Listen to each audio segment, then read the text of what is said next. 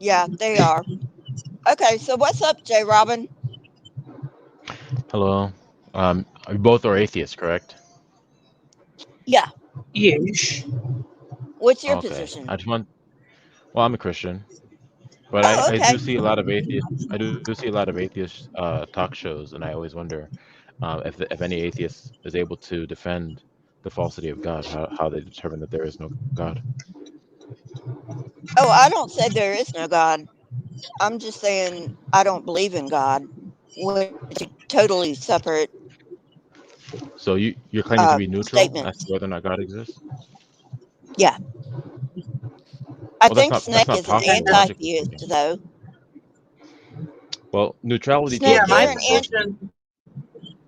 my position is just that uh, there are no reasons to believe in God. I haven't seen any reasons to believe in God, and I also claim that every reason I've ever seen to believe in God is a fallacy. Therefore, it's not a reason to believe. So, Well, logically speaking, neutrality towards God is not possible. Okay, and the reason why is because for one, we have to understand that everyone is operating under a metaphysical framework, meaning that they're operating under a system that's going to answer questions like what does it mean for things to be facts? What does it mean for things to be true, to be false, for things to be possible or impossible? In order for people to predicate and to invoke facts meaningfully, they're going to need to have that foundation laid first so that their statements of fact, their truth statements actually are intelligible and meaningful. So do you agree that a metaphysical framework is necessary for intelligible predication? uh, I'm not sure exactly what that means, but uh, my position is basically that the theist has the burden of proof. My default is I don't believe a thing until it's been demonstrated. So I'm not making a claim of neutrality, but I'm saying I start Oh, off not believing in anything, and I'll only believe it once it's shown to be true. oh, what didn't you understand about what I said with respect to metaphysical frameworks? I'll give an Uh, example. I can give an you said example it's just to make it necessary to have clear. a metaphysical framework. Yeah, in order if you're going to be invoking facts meaningfully, yes. And so an analogy I like to give, whenever I'm discussing this, is something like a meta-ethical framework or ethical theory, and that's going to be something like when you're doing that, you're going to be delving into the nature and the essence of moral facts or ethical facts. And so um, you're going to be answering things like what does it mean for things to be good or for things to be bad, or what does it mean to have obligations, so that when you're actually applying your ethical framework, then when you say this is good, X is bad, or we ought to do X, then that actually has a meaning because that meta ethical framework has been laid. The meta ethical Yeah. foundation has been laid. So, in the same sense, when we're invoking a metaphysical framework, we're doing the same thing. What does it mean for things to be facts? Well, if I say that X is a fact and I don't know what it means for things to be facts, then you don't have a position. You don't have any ground to stand on to say that X is a fact. And so Right. when it comes to your metaphysical framework, if you're invoking facts meaningfully, even if you can't verbalize your metaphysical framework, everyone has to be operating under some sense of a metaphysical framework, if they're being intelligible and meaningful. So do you agree to what I just said? If it that just means like what it means to be a fact. Is that what you're saying? Yeah, ultimately, what does it mean for things to be facts? What is the relationship between facts? What does it mean for things to be true? Why are the facts the facts? Those kind of questions are going to be answered by a metaphysical framework. Yeah. That makes sense. Okay. Hey, And so Wildheart. if you hold I thanks for letting me in. Don't let me answer it though. Go. So moving forward from there, if you hold to a position X on whatever the case X is, then you're going to have to deny, by virtue of the law of non-contradiction, position not X. So for example, if I hold to the position that the grass is green, then I'm going to have to deny the grass is not green. Or in this context, if I hold to a metaphysical framework like everything is a brute fact, then I'm going to have to deny not everything is a brute fact by virtue of the law of non-contradiction. Do you agree to that as well? Well, you could have no opinion, right? Well, we already established that everyone has a metaphysical framework. So, but we're not talking about people who don't have an opinion. We're talking about people who do have an opinion. And if you do have an opinion, then you're going to have to deny the negation of your opinion by virtue of the law of non-contradiction. Okay. Yeah, I think so. All right. So if we're going to boil this down now, when the way this relates to God, if we're going to define God as ultimate, as eternal, as a mind that all things derive and depend upon, God would be in the category of a metaphysical framework or a metaphysical context or a worldview. And one such worldview where God is present is known as the creation distinction, where God is ultimate and everything else derives and depends upon him. So with respect to that, that is also a metaphysical framework or metaphysical position that you can hold to. And as we just laid out previously, there are two positions here. There's the God worldview and there's the not God worldview. If you believe in the God worldview, then you're going to have to deny the not God worldview. And conversely, if you believe in the not God worldview, you're going to have to deny the God worldview. So which worldview are you holding to? Or Was right. or you could just deny both. No, you could because of the law of excluded middle. There's no middle ground here. And What from is? the You can first have no opinion. You can say you don't know. You don't have an opinion because on it. the first thing we established was that everyone has a metaphysical framework. In order for them to invoke facts meaningfully, they're going to have to be invoking a metaphysical framework. That's the first thing we established. So there's no middle ground here or neutrality. Yeah, but just because you don't have a metaphysical framework that's rooted in a God doesn't mean you reject a God. No, it does, because you're going to be holding everyone has a metaphysical framework. You agree to that already. So that means there's going to be two categories of metaphysical framework. There's going to be either the God metaphysical framework, the creator creation distinction, or there's going to be the not creator creation distinction. That's the law of excluded middle, the third law of logic. And so there's no third option here. There's either that or not that. So which position are you on? Or which side are you on? Snake was right. For metaphysical framework? Yeah, or just in general? Well, the metaphysical framework that there is God or that there is not God. Those are the two categories here that we're dividing into. So how does it follow, or how is it not yet. Well, how do you, let me think. What position are you holding to with respect to your position as to whether or not God exists? Well, in terms of a metaphysical framework, I don't hold a position that's relevant to God. No, every metaphysical position that you hold to is either going to be in the category of God existing, or it's going to be in the category of not God existing, because God is in the category of a metaphysical framework by definition, because he's defined as the ground. Okay, let me explain. So if I'm wondering whether there's a God or not, I have to be able to have a metaphysical framework to be able to answer that question in the first place. So I can't start with the assumption of that which I'm trying to reason through. Snake, that's irrelevant to what I'm saying. Do you understand and agree and accept that when I'm evaluating a metaphysical framework, there's going to be either the God framework or the not God framework because of the law of excluded middle?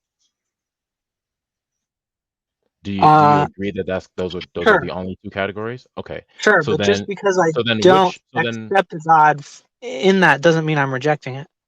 No, it does, because of the second line of reasoning, or the second, if you want to call it a premise, the second premise of what I said was that if you hold by virtue of the law of non-contradiction, if you hold to X, then you have to reject not X, and if you hold to not X, then you have to reject X. If I believe, for example, that the grass if I believe the grass is green, then I have to reject the grass is not green. And if I believe that the grass is not green, then I have to reject that the grass is green. So in the same way, if I hold to worldview X, then I have to reject not X. If I hold to not X, I have to reject X. But if I don't hold the view... I'm sorry, Snake. I just need to break in here. I will be right back. This is a great discussion. You guys go ahead without me. Okay. So if I don't hold the view that the grass is green, that does not infer that I hold the view that the grass is blue, right? No, I didn't say anything about no. So it's not green or blue. It's either green or not green. That's a true dichotomy.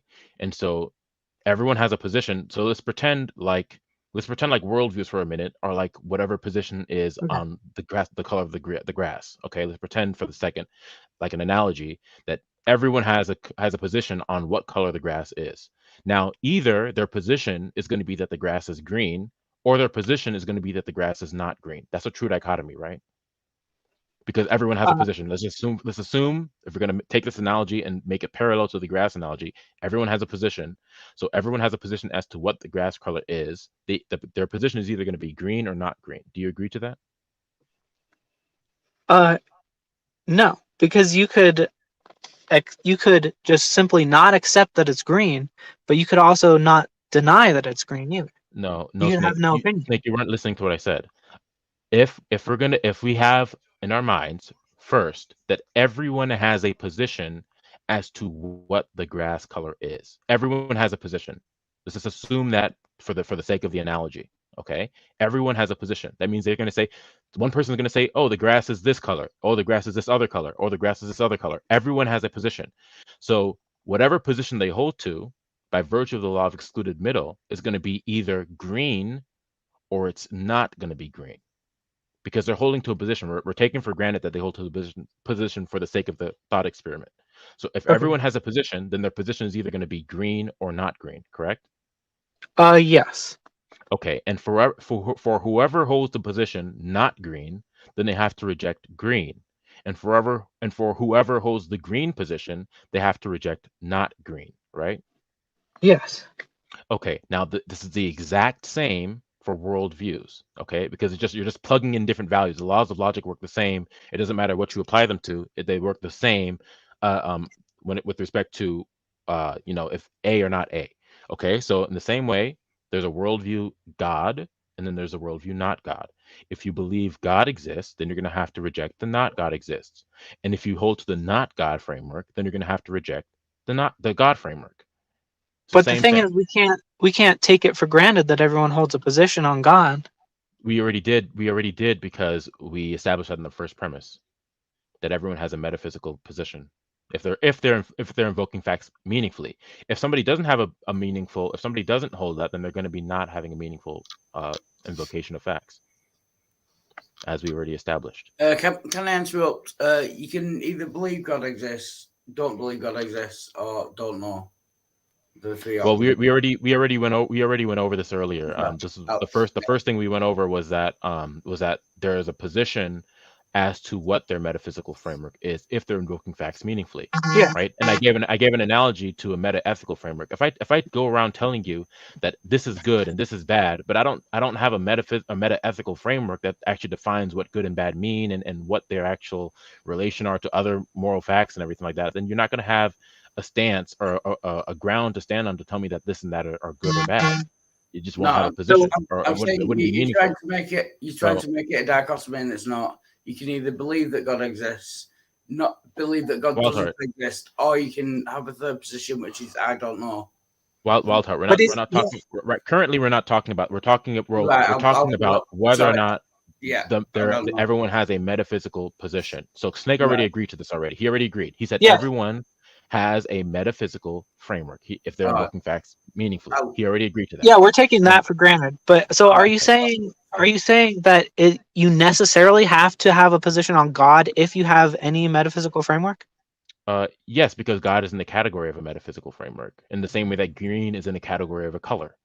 And so because God would constitute a metaphysical framework or a worldview, then you're going to either hold to the God position or not God position.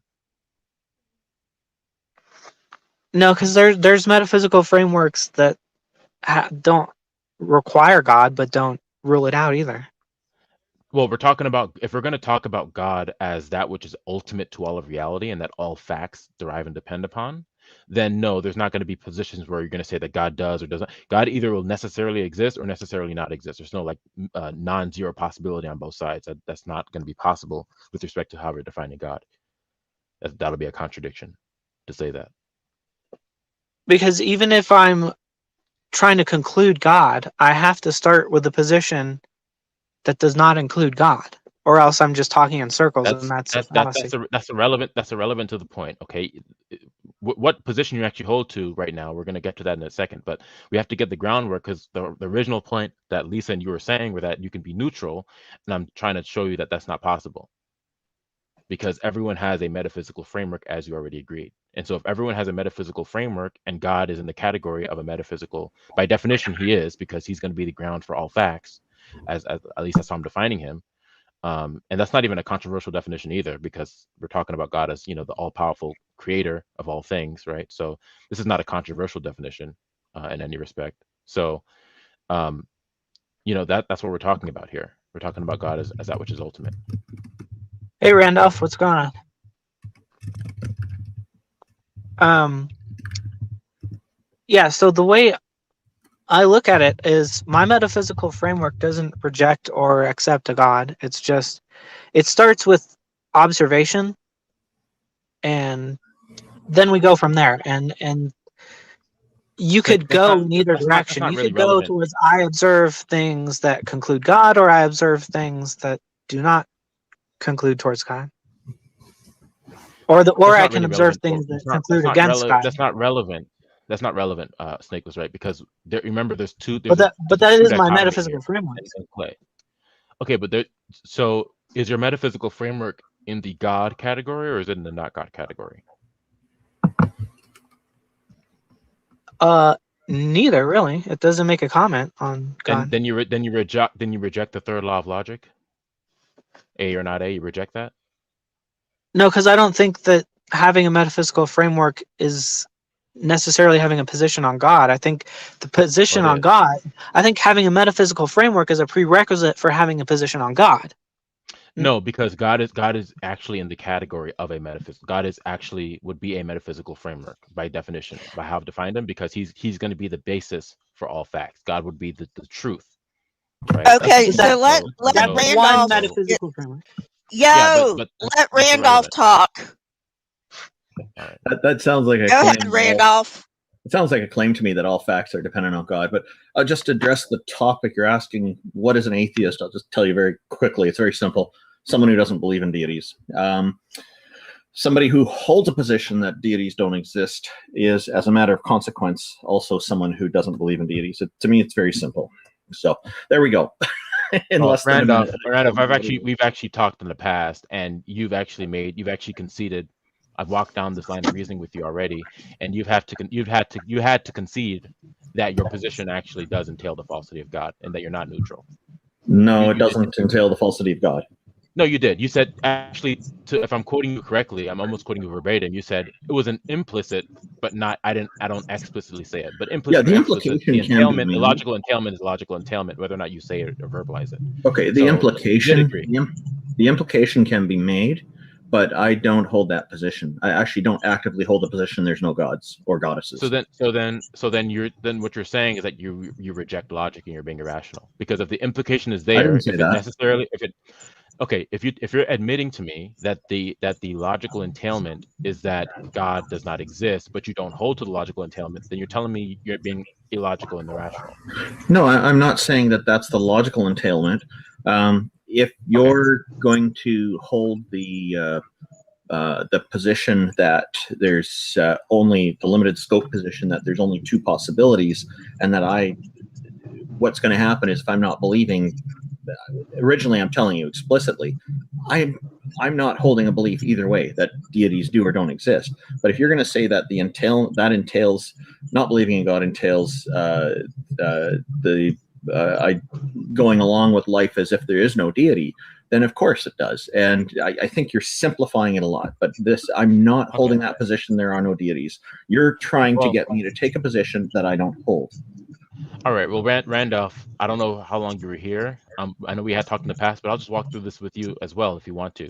So the first thing we understand, and we have to understand, is that if you're invoking facts meaningfully and intelligibly, you're going to be doing so with respect to a metaphysical framework. And what I mean by that is that you're going to be, I'm going to explain what I mean. What I mean by that is that, I need to define the terms so everyone's clear. So when I say that everyone operates off of a metaphysical framework, if they're invoking facts meaningfully, and what I'm saying by that is that if they're invoking facts, they're going to be answering questions such as, what does it even mean for things to be facts? Okay, what does it mean for things to be true, to be false? What does it mean for things to be possible or impossible? What are the relationships between facts? Okay, these kind of things are the foundation under which the rest of your experience are going to be laid. Okay. Everyone who is invoking facts meaningfully and intelligibly will need and require a worldview or a metaphysical framework as to what the facts actually are. Okay. I'm very sorry. I You have to go agree? for dinner because dinner's ready here, and I've been posting that in the private chat before we started talking. But I'd love to talk with you more about this. But what I will say is, not believing something does not require making factual statements about things that are unrelated That's to the that. claim. That's the claim that you and other atheists make. But I'm trying to show No, you it's that not a that's claim. not actually the case. It's a fact. It's No, reality. it's a claim. Even facts. Even if you're making a factual statement, you still be making. Do you believe a the claim Mark Law on planet is that- Mark Law are real? No, that's not. That's a category error, though. You're Huh? making an error. It's a category error. No, I'm talking about the Mark Law right Because now. we're not. No, because you're talking You may about not know other what the Mark beliefs. Law is, and that's You're okay. talking about other beliefs. Listen, Randolph. You're talking about other Drawing beliefs a parallel. about which you can be neutral. You're talking about other beliefs of which you can be neutral. And I'm telling you, that's not what the category that God is in. Okay? God is not in the category of something you can be neutral towards because he constitutes a metaphysical framework. Okay, that's a special pleading. Yeah, yeah. It's not special pleading. It's a definition, Randolph Richardson. It's because the Bible says you can't be neutral. The Bible's wrong. When did I invoke the Bible here? I'm just talking about atheism. I'm very sorry. I'm heading off for dinner, anything but about I'm the going to Bible. join in after dinner, and hopefully you'll all still be here. If not, we can talk another time. Thank you, JRobin. Thank you, Lisa, for truth. Thank you, Snake was right. Thank you, Wildheart. Thank you to everybody in the audience for being here. Cheers. So I Okay, think I know see what's you later, happening. Richard. So you're talking about a metaphysical framework where God is necessary. So I am completely non that metaphysical framework, which I would call it something like I'm non fundamentalist God metaphysical framework. But there are metaphysical frameworks. It's not a binary. There's metaphysical frameworks which are friendly to gods, but which do not require God in them. So it's not binary in that sense. It is binary in that I'm non whatever framework you're talking about, but that does not include all pro-God frameworks. Okay, so are you admitting now that your position is not God, as God has been defined? As Are you admitting that's you're defining it, but I'm saying that there's other definitions. So how does it follow that there is no God then? From what? How does it follow logically? Do you have any reasoning? You hold to this position rational and with rational reasons, right, and logical reasons that there is no God. Well, I don't conclude that there is no God. I conclude that there's no Christian God. No, you just told me that you deny the notion that what is fundamental and ultimate is God and necessary. You just told me. No, I deny that should be our starting place for a metaphysical framework. Okay, so then maybe I misunderstood you. Your position is either going to be the God position, as I defined God already a long time ago, many times actually. I defined God, so either your position is going to be God or not God. So which is your position? Which camp are you in? If you're defining it as necessary in a metaphysical position, I'm firmly non that God. Okay, so your position is that you're in the not God position then. Of the two positions, you're not God. Just to be clear. Of that definition, but I want to make it clear that I'm not non-all God in that sense. Okay. So how is it the case that there is no God then, as I've defined God? How's it the case that God, as he's been defined, does not exist? Well, I didn't conclude that. You just did. You just said you're fully in the camp of non-God, at least as I've defined him. And yeah, then, I haven't been convinced of it. Well, no. Okay, so the fact that you haven't been convinced of something, it doesn't follow from that therefore it's false. That would be the appeal to ignorance fallacy. Right. So how so does it I follow go with what I can confirm, and I can confirm that we can have a metaphysical framework without God. Snake. And with God. Snake. It's how does it follow that there is no God? How does it follow that there is no God? From what though? Like, because I'm not concluding there is no God from this. you'd have to be concluding that because your position is either there is God or there's not God, and you just told me that your position is that there's not God. So that's the conclusion. I want to know how that follows from whatever premises that you have. So what are the premises of this conclusion, or that premise that lead to this conclusion that there is no God? What are they? I'm concluding that I can't confirm that God that you're talking about.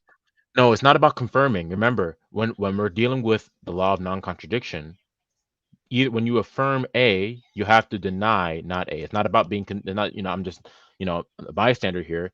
If I believe A is true, then I have to reject not A. And if I believe not A is true, I have to reject A.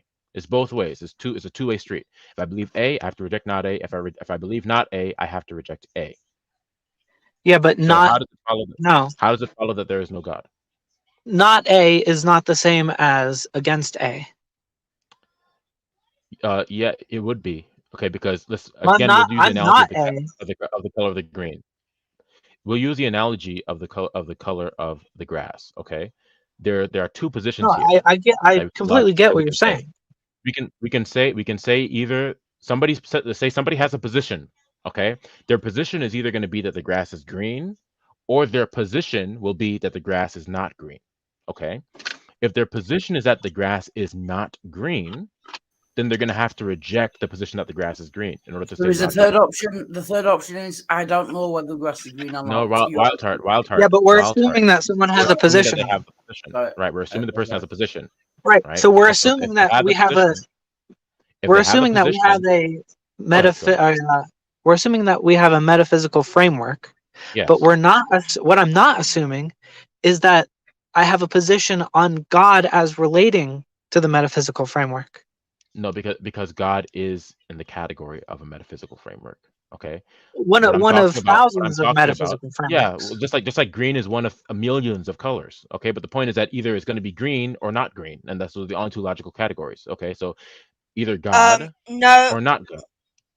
But why are we assuming that we're taking a position on that? Because wait a minute. You told me that you were taking a position. Wait a minute, JRobin, you are wrong on that. People who have red-green color blindness are not going to know whether the grass is green or not. So that's irrelevant. No, it is relevant because it is a perfectly logical position for a person with red-green color blindness to say, I don't know that the grass is green. That is why it's relevant. Lisa, that's but an issue of he's already precluded. He's already precluded the I don't know position. Right. And look, we're assuming that they have a position. Right. I could just use a different example that doesn't involve color. I could just say something like everyone can count, right? Everyone knows how to count. Okay. So I can say there's a number of marbles in a jar. And let's say everyone has a position as to what the number of marbles in the jar are. Either there are 100 marbles in the jar or not. If I hold that there are not 100 marbles in the jar, then I reject the position that there are 100 marbles in the jar. And if I hold to the position that there are 100 marbles in the jar, then I have to reject the position that there are not 100 marbles in the jar. So I mean, look, it's just an issue. JRobin, listen. Okay. Or you can say, I have not counted the marbles in the jar, therefore I don't know what the number of marbles in the jar there are. But he's saying you have to pick one. Like if you had to pick one, you can't pick I don't know. So that works as far as a metaphysical framework, but as soon as so we have to accept a metaphysical framework, but we don't have to accept any particular metaphysical framework. But what if the true answer is I don't know? Surely that's got to be an option. Well, if you're saying that about a metaphysical framework, then you're saying I don't know anything, basically. Yeah, but if you don't know how many marbles are in the jar, then you've got to say I don't know. It's got to be at least an option. Yeah, I'm saying that's my position on his definition for God, his version of the metaphysical framework. So I am taking a position on a metaphysical framework, but I'm taking the position of I don't know for his particular metaphysical framework. Yeah. Is that making sense? Yeah, there's three options. I believe God exists, I don't believe God exists, or I don't know. The three options. Yeah. Simple. So I have a metaphysical framework, and that framework does not take a position on God. Yeah. Did he drop out? Yeah, he did. I think he got frustrated that we weren't agreeing with him. But that's not what this is about. Is he a Christian? Sorry, I just bit my tongue. Is he a Christian by any chance? Yes, he is. Yeah. Yes. Basically, the Bible says that there is no neutral position. So he's saying, which is why Christians believe that. Yeah. So he was trying to basically say that if we assume that we take a position on metaphysical frameworks, he's trying to sneak in that we also assume a position on God as it relates to metaphysical frameworks. Yeah. Yeah. Which doesn't work. He's trying to fit a square peg in a round hole. Yeah. Which is what Paul does, by the way. That's where all that crap came from. And that's why we're basically here today. Paul's saying you can't be an I don't know type atheist. Or you can't be an agnostic atheist. You have to pick one or another. Which is totally not true. Yeah. You either follow God or you're against God, and there's no third option, and he's just factually wrong. Yeah. Yeah.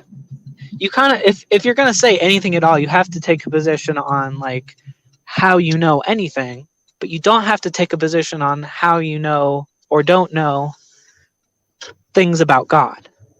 Yeah. So he's trying to blend them. Like he was right about that first part, but then he's trying to carry on the analogy past where it's applicable. Yeah. Which I totally agree with you, Snake. I don't know if he's being sneaky or whether he's just confused or. Well, it's kind of this is Darth Dawkins style. Okay, so for the majority of Christians, Snake, and I was this type of Christian, okay? For the majority of Christians, they just go with what their book says. And their book says everyone knows there's a God, and people who say they don't believe in a God are just suppressing the truth in their unrighteousness. Yeah. That's basically their position. Yeah.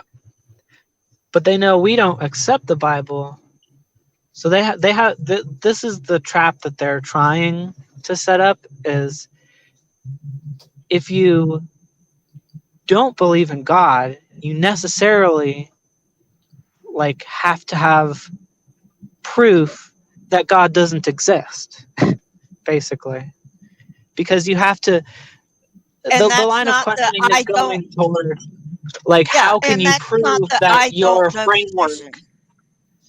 Yeah, so it's there. He's trying to ask us to prove that you can have a framework without God.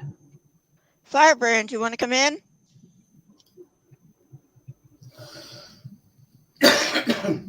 Yeah, I agree with him. The burden of proof is the person making the claim. But the Darth Dawkins style is trying to turn it into, well, you say that it's possible to have a world without a God, so that's you. So you have a burden of proof now, which does not work because the way epistemology works is you start off with as little claims as you can, and you slowly add them in. You don't have to prove the absence of things. You have to prove the presence of things. Yeah, but I mean, I do respect JRobin in that, if there's not we're not going to budge on our positions, right? So there's no sense in arguing his position since we don't even agree with his book. And he was polite. He was pleasant. I appreciate he was. So Too bad he left, though.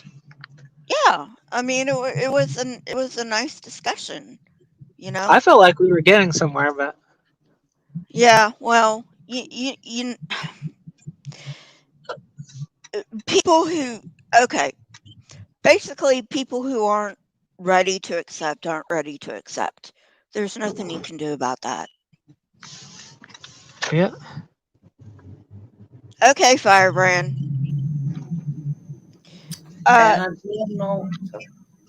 So what's up, Wildheart? Yeah, everything's good. Thank you, Lisa, for letting me on. It's great to speak to Snake was right as well. I've watched it on a few shows in the past, but my mouth is still sore. Yeah. Did you go get that Orajel? No, I've been to the hospital today, but I couldn't stay long enough for them to fix it. No. Okay. Yeah, I've been to the hospital. Yeah. I'll get sorted tomorrow. Yeah, everyone go subscribe to Snake was right. I'm sorry. I keep misgendering you, Snake, because your voice is, and I'm sorry to have to say that, but it is. My pronouns are Your Majesty or Your Highness.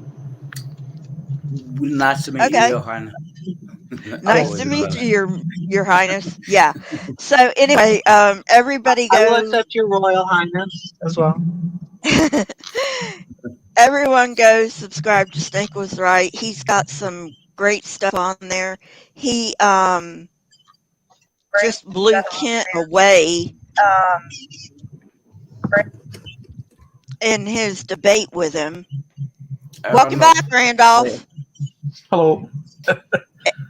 And Wildheart, he pretty much does open rooms. So if that's your thing, you can, go sub to him as well. Kind of like you. Well, yeah, no. but Steve told me to hate Randolph Richardson, so. Sorry? No. What's that? Steve told us to not to listen to you. Oh. Okay. So I follow the Randolph. gospel of Steve. I don't know about you guys. I guess he's perceives me as a threat. I'm not a threat. But, Randolph, this is not my normal thing. I just open it up for Steve, and I thought, well, it's not fair of me to open it up for Steve and not open it up for others. So no. that's how. You don't have to explain to me.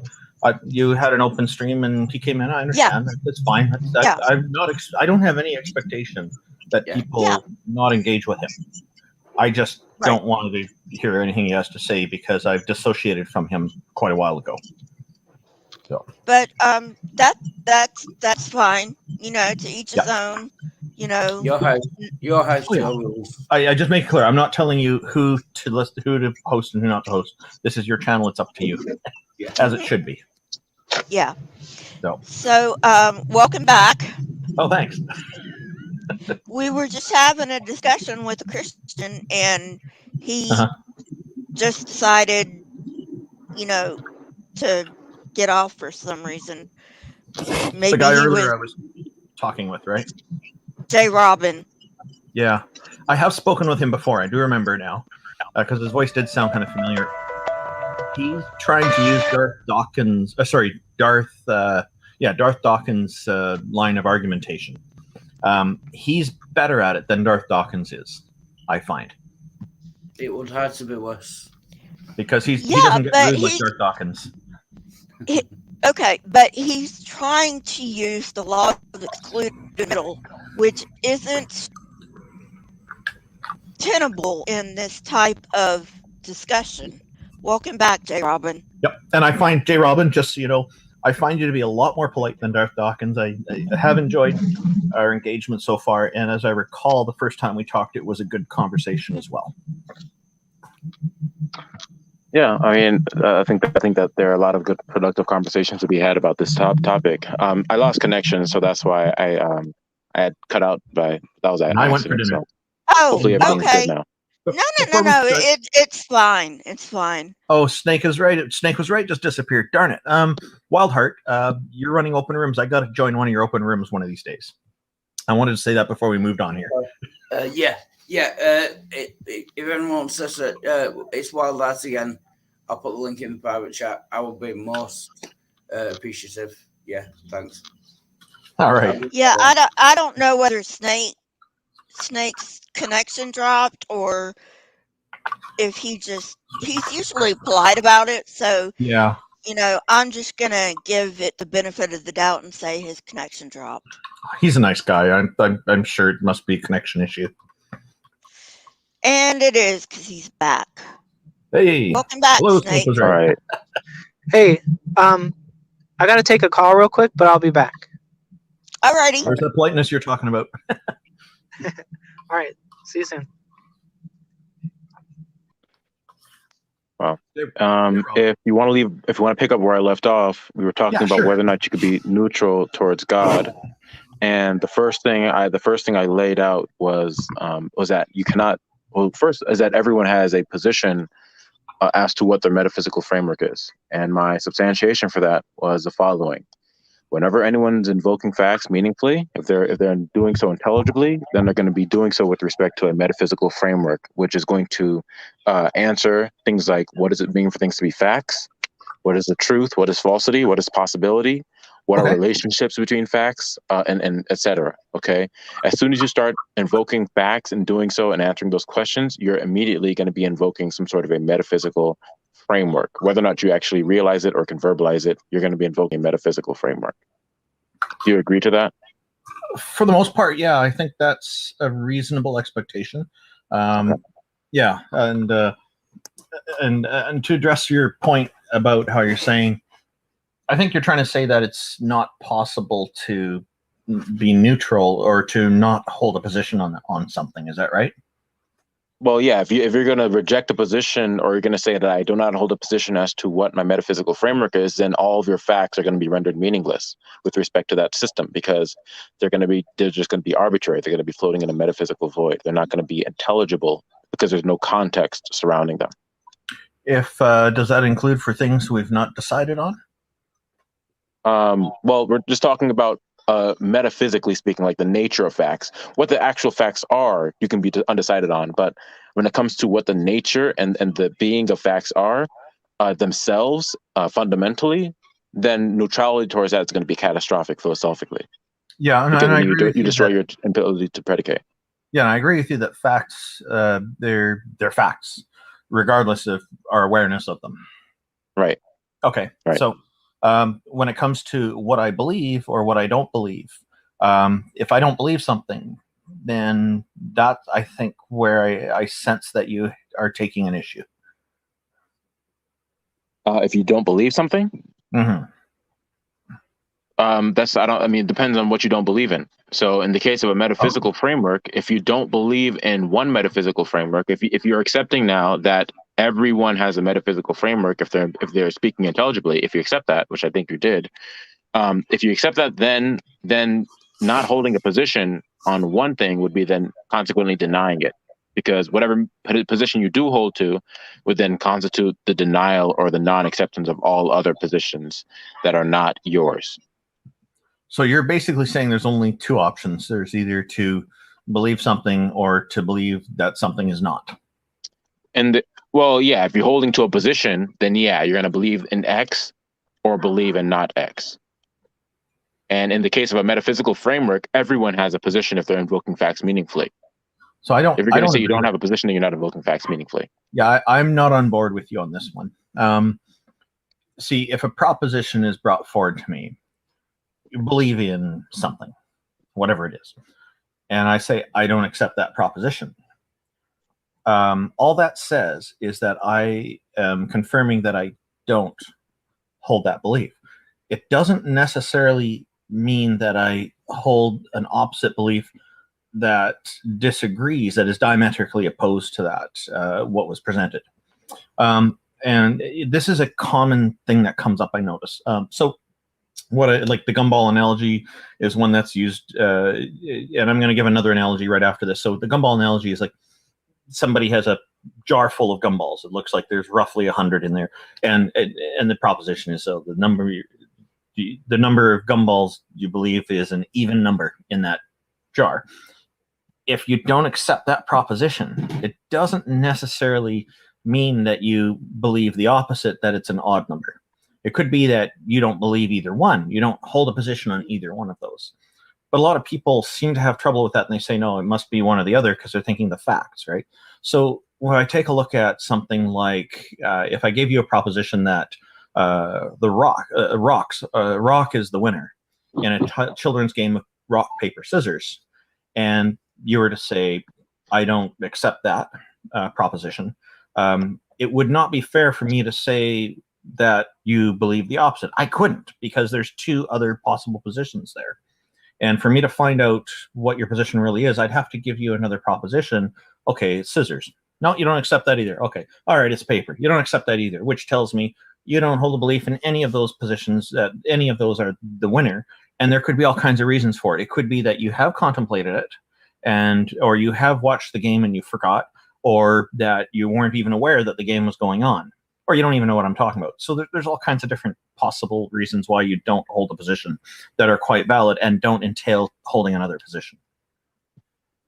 Well, that wouldn't be the case if you already do hold to a position.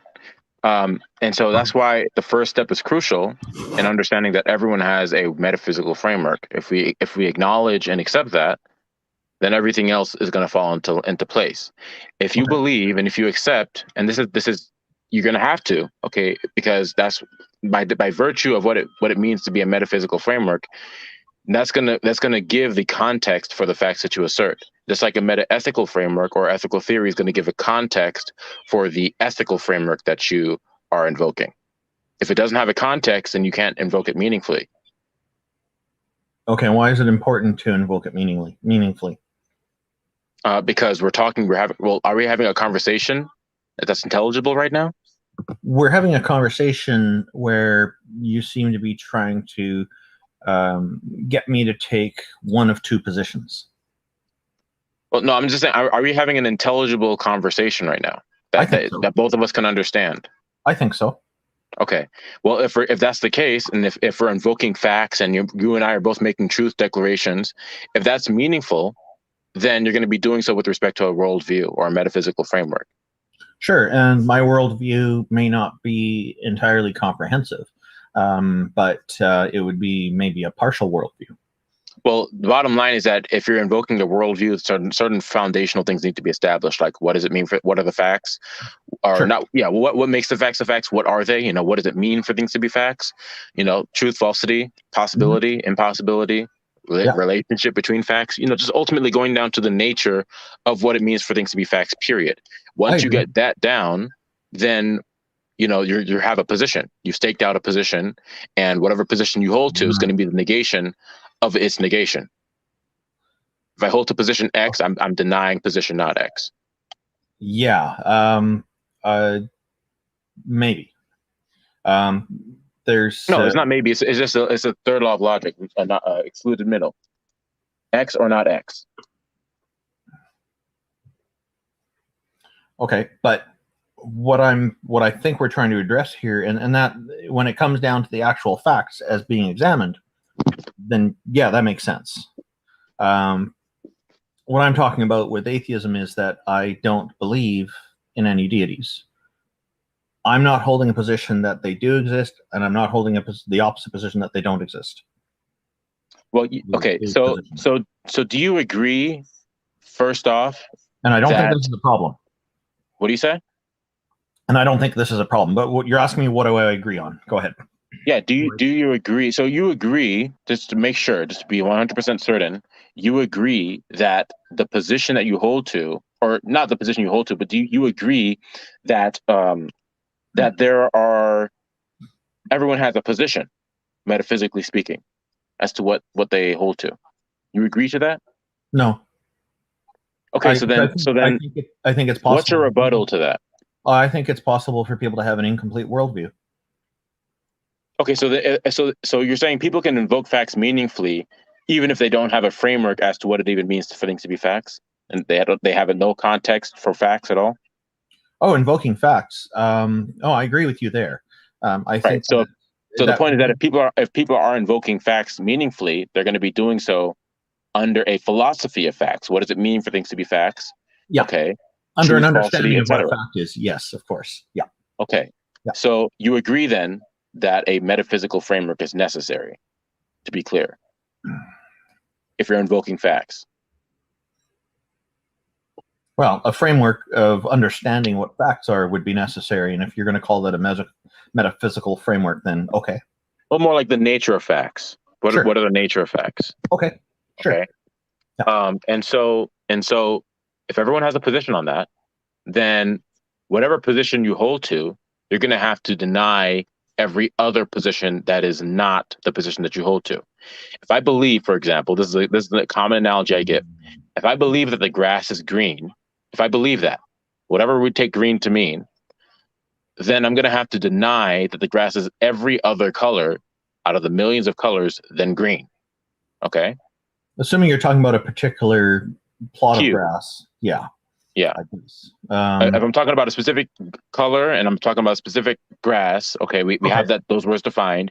Whatever that grass is and whatever green means, so if you take a particular hex value or whatever, this grass is either green or it's not green. And if I believe that the grass is green, then I have to reject that the grass is not green. And if I believe that the grass is not green, then I have to reject that the grass is green. By virtue of the law of non-contradiction. Yeah, that particular plot of grass, yes. Okay. Now, I could, of course, be sneaky and say, well, it's actually blue and yellow, but I'm not going to go there. Well, the bottom line is that either it is going to be green or not green. Yeah. Right. Okay. Yeah. So then in that instance, we're going to now relate this to worldviews. God is in the category of a worldview or a metaphysical framework because we're defining God and we're conceptualizing God as that which is the ultimate mind that all facts derive and depend upon. Facts have their nature and are rooted ultimately in God. That is the nature of facts, that they are initiated and sustained by God. So God would absolutely, by definition, be in the category of a metaphysical framework. I know multiple people who hold that view. Yes. Right. Okay. But so then, not all. But JRobin, not all theists hold that view. Yeah, I'm familiar. I'm aware of that. Say that facts are contingent on God. That's correct. I know that. Right. Yeah. I know that. That's perfectly fine. Okay, but I'm just saying, for the purpose of this definition of God, there are certainly a large group of people, theists of all shapes and stripes, that hold to a position that there is a being, that is a mind, that all things are derived upon. Okay, that this is an ultimate being. Okay, this is not uncommon to hear. This is not controversial. So now, with respect to this, either the position you hold, there's two positions now. There's either the God position or the not God position. And if I hold to the God position, then I'm going to have to reject the not God position. And if I hold to the not God position, then I'm going to have to reject the God position. No. It's logically necessary. Because, what you have provided is one particular view on God, that all facts are contingent on that God.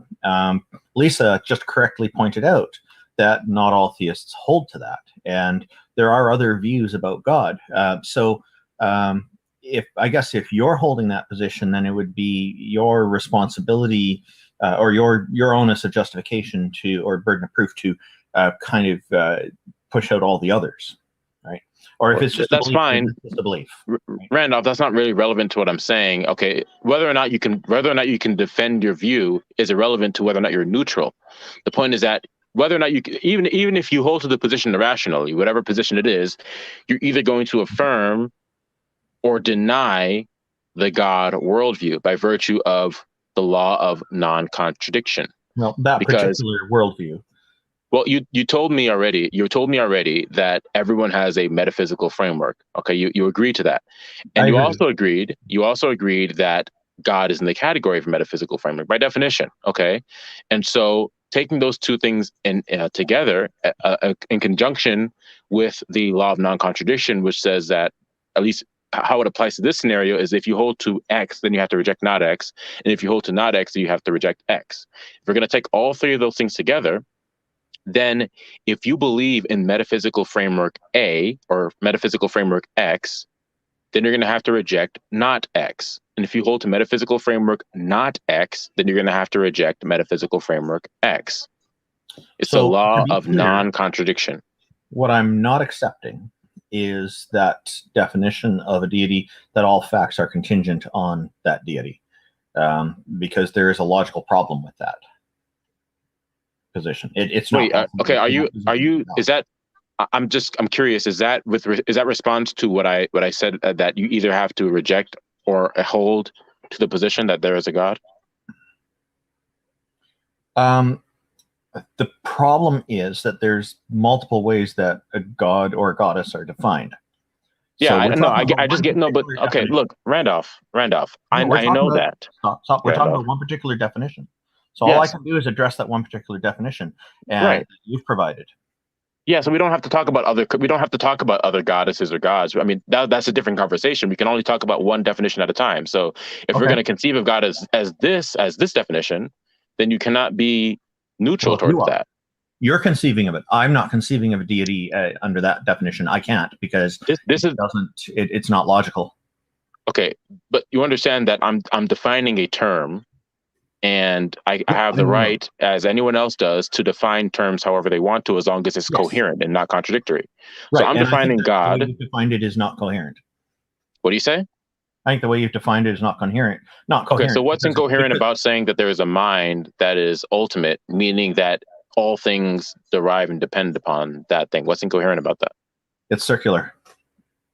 Circularity and incoherency are not the same thing, and I don't even know how you could say it's circular, because it's just a definition. Oh, it's circular because. Okay. Whoa. I've got an. Hang on. Give me a second. I'm just about to answer this. The reason it's circular is because God would then be dependent on himself. No, that's not the case. But even if it's not. So okay. The all criteria is incorrectly stated on your part. Oh, did I? Okay, so I might have been unclear. I said I meant to say all things that are not God himself. Okay, because God himself is eternal. Okay, so God is going to be that ultimate thing that is going to be the anchor for everything else. And so everything that is not God is the basis and the grounds for all contingencies. So because God is not contingent, then he wouldn't be categorized as something he's dependent upon. Because something that's non-contingent or necessary, it wouldn't make sense to say that it depends upon itself. Sorry, Lisa, I wanted to answer that. Go ahead. That's okay. Yeah. Since Powell has a good question, JRobin, what is an ultimate being? Right, so that's what we've been talking about. So ultimate being is, when we say that God is ultimate, we're saying that everything else depends and derives upon God necessarily. Okay. And so if we're going to conceive of God as ultimate, we're saying that God exists and that all the contingent states of affairs and facts and this and that and the other are dependent upon God for their actuality, their existence, and their intelligibility. That's what ultimacy in this context is going to mean. Okay. So that is ultimate. That is definitely, unquestionably, a metaphysical framework that is possible and that many people hold to. Okay. That God exists and that he's ultimate and that all facts derive and depend upon him. And so given all these, facts again. What do you say? All facts except himself. Right. Yeah. All contingencies. All contingencies. Okay. And so if we're going to conceive of God in this fashion, which we're doing for the sake of this thought experiment, then you cannot be neutral as to whether or not this being exists. That's not going to be possible, because we established that everyone has a metaphysical framework. One of the problems that I have is that I need some evidence of this God being real, and I don't have it. Whether or not you have evidence is irrelevant to whether or not you can be neutral. Really? Yes. Why is that? Because neutrality just means what position you hold to, irrespective of the evidence you have for that position. Neutrality just means you don't have a position. With an absence of evidence, I've not taken a position. I am neutral. I'm still open to making a decision either way. No, because you already conceded in the beginning that everyone has a metaphysical position. That's my framework. That's my position, is that I don't have one. No, that's not. So that doesn't answer any questions as to what does it mean for things to be facts. Saying that you don't have anything, that just means you. So you're saying you don't have a metaphysical framework? Is that what you're saying? No, I'm saying that I have an incomplete worldview. It's incomplete because I don't have the evidence that I need of this deity being real. And I also don't have evidence of the deity not being real. Well, Randolph, we established in the beginning multiple times that a metaphysical framework is going to, and my words, I say, that is going to answer questions such as, what does it mean for things to be facts? Okay, what does it mean for things to be true, false, possible, impossible? You're telling me that you do have a metaphysical framework, but is that you don't know whether so that wouldn't qualify as an answer to those questions. I have a framework that includes an incomplete worldview, and I have said that from the beginning. So you don't answer these questions to their entirety? I don't have an answer. That's the problem. I don't have enough information to provide the answer that you're looking for. So then the only problem then, or the only conclusion to draw then, is that you're not invoking facts meaningfully, because you agreed in the beginning that if you're invoking facts meaningfully, that everyone has a metaphysical framework because they're invoking facts. Incomplete worldview. What do you say? I did mention incomplete worldview. I did specify this.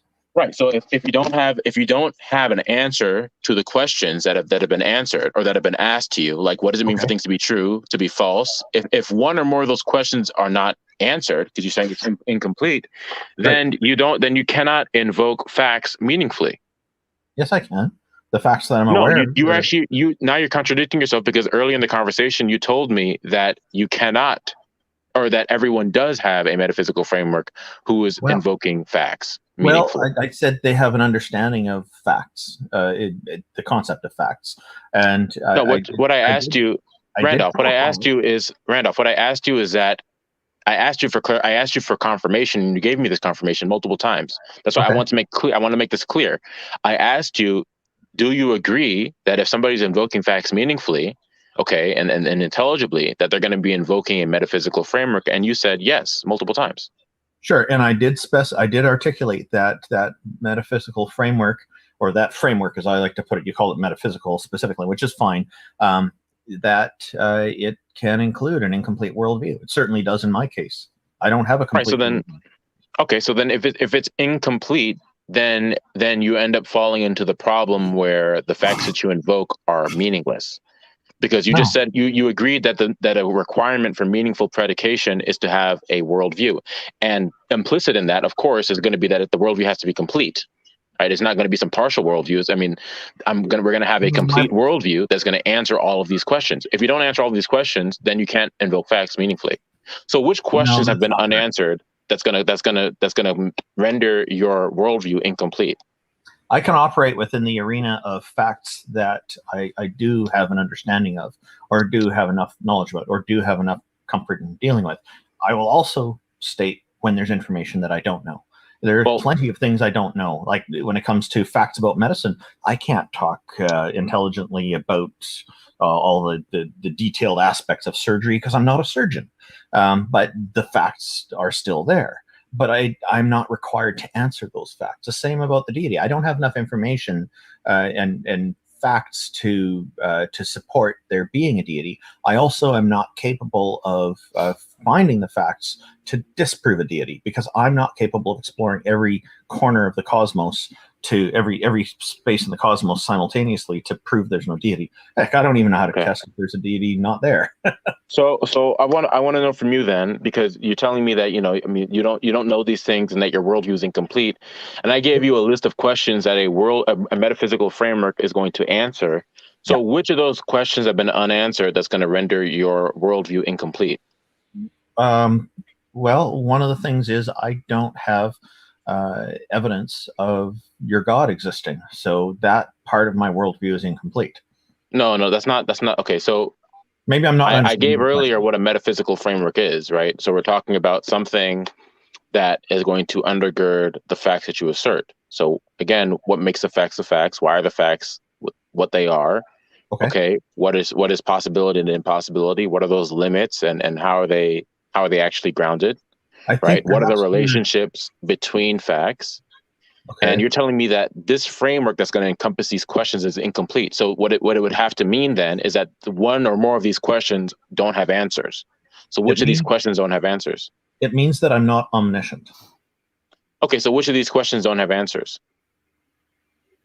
Because if you're that's the only thing it can mean by telling me that your worldview is incomplete. What's the question?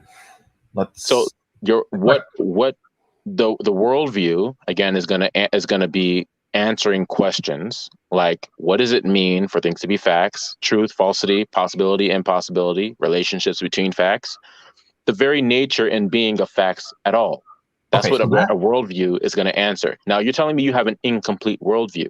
So if we're gonna tie these things together, then what you're telling me is that one or more aspects of this worldview have not been met. You have not answered one or more of the questions that I've listed out. So which of these questions don't you have answers to? I think an understanding of what a fact isn't the problem. I think what the issue here is that I don't have all the facts. So I can't answer all the questions because I don't have answers to all the questions. So you don't have answers to any of the questions? No, that's not what I just said. I just said so I don't which have questions. answers. So which questions do you have answers to, and which questions do you not have answers to?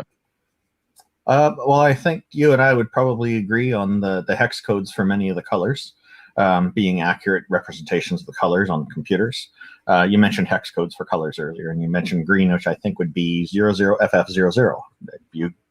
But these are facts and examples of facts, and there's many facts that I know, but there's many more facts about the universe, like the universe and everything, that I don't know. And I'm willing to admit that I don't have answers for everything. And one of those things that I can't answer is that whether a deity is real. I haven't been able to find any facts that I haven't been able to find that to be a factual thing. Randolph, so what you just gave to me about colors and green, those are approximate facts, but I'm asking foundationally, what does it mean for things to be facts, period? What does it mean when you tell me that this is green and that's a fact that it's green? What does that mean, and what is that grounded in? And so do you know what facts are grounded in for you to assert that things are facts? That's grounded on a perception that we both share. Sorry, somebody was going to. No, your perceptions don't ground the truth, because there is truth before you had perceptions. So your perceptions don't ground the truth or facts. Let Snake talk. Yeah. Yes, please. He just came back in. Sorry, Snake. He just came back in, so let him talk. No, it's facts must be grounded in God, or else they're not facts, and thus you have to believe in God to believe in facts. Did I say that? No, that's what I said. No, but you're an atheist, so I want to know from you what is your position, because we already went over this, right? If this Snake is right, so you agree that everyone has a position, metaphysically speaking, and that no one is neutral. And so if God is a metaphysical position, then no one is neutral towards God. And so your position, as you told me, and I saw your it wasn't a super chat, but I saw your chat. You said that the God that I'm conceiving of is a necessary being. It is not controversial at all. A necessary being, a God. You're against that position. You're on the not God category, which means you reject the God position. So how does it follow that there is no God, Snake? Not your God. There's other right. So God how does it follow that positions. there is no God? That a God, as I'm defining him, of course. We're not talking about, so of course it's going to be my definition of God, because we're not talking about other people that are not here. It's you and me conversation. So of course it's going to be my definition of God. So how is it that there is no God as I've defined it? It doesn't follow. But so God you don't have a rational defense for your position? Either. What? Do you have a rational defense for the position that there is no God? Yeah, but that has nothing to do with this conversation. Well, the reason I'm here is to see if there are any rational atheists who can defend their position. And so if the position you hold to, as you've agreed to, is that there is no God as I've defined him, then you must have a rational defense for your position. So how does it follow, logically speaking, that there is no God? Well, I don't hold that because I've found no reason to hold that God. You just but you in the chat logs, it tells me, I saw it myself. You said you hold to the falsity of God as he's been defined by me. So you do hold to the falsity of God. I saw it in the chat. God. Everyone saw it. Well, what chat are you talking about? The chat of the live stream. I saw it was blown up on the front page of the screen too, I believe. I mean, everyone saw it here. You said God, the necessary God. I don't remember exactly. I'm not looking at it right now, but you said something about necessary God, and that you hold to the falsity of this being. You reject that being. And so I want to know from you: is that a rational belief? If so, what is your logical proof for that? Well, just because you don't accept something doesn't mean you hold to its falsity. No, you already told me because everyone has a position that if you don't accept, is going to consequently result in the negation. You already accepted that. That was the second and third premises of the position, but or the argument that I gave. Not on this God. Not everyone has to have a position on this particular God, and then not everyone has to have a position on any God.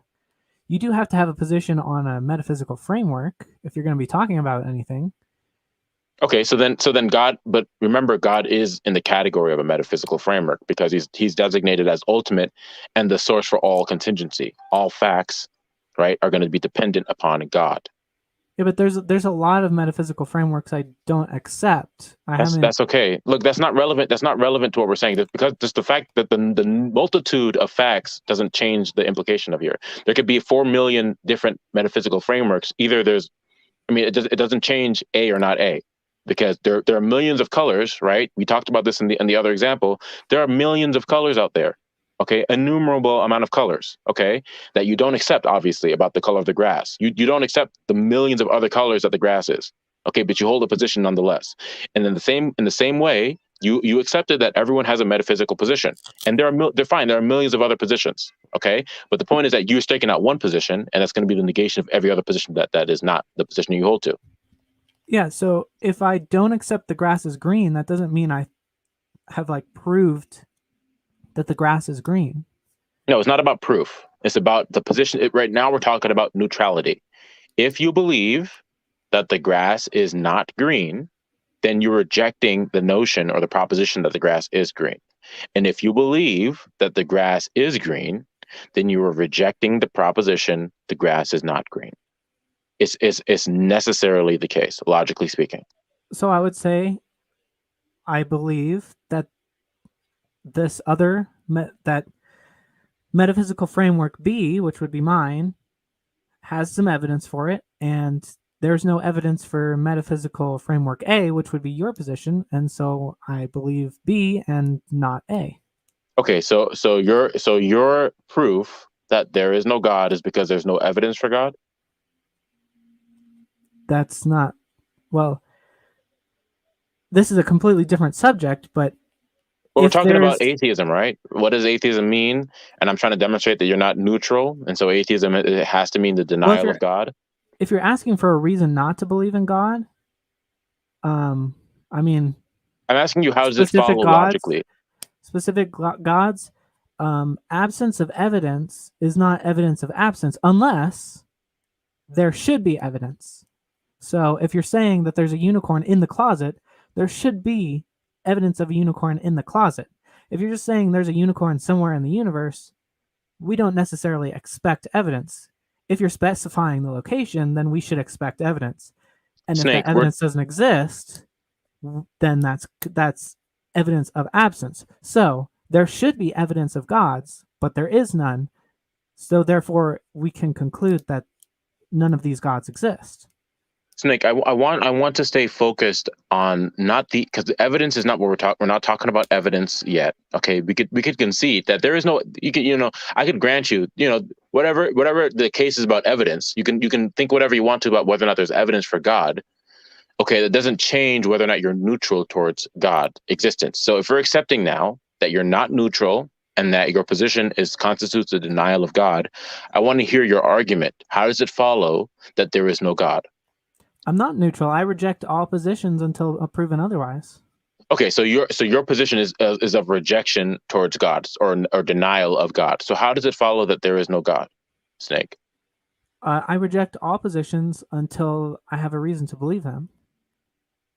So is that an argument for the falsity of God? It's an argument for I have no reason to believe it. Well, I didn't ask about whether or not you have reasons to believe it. I'm asking you, how did you determine that there is no God? Because you came to that determination. That's your position. So how did you determine that it's the case that there's no God?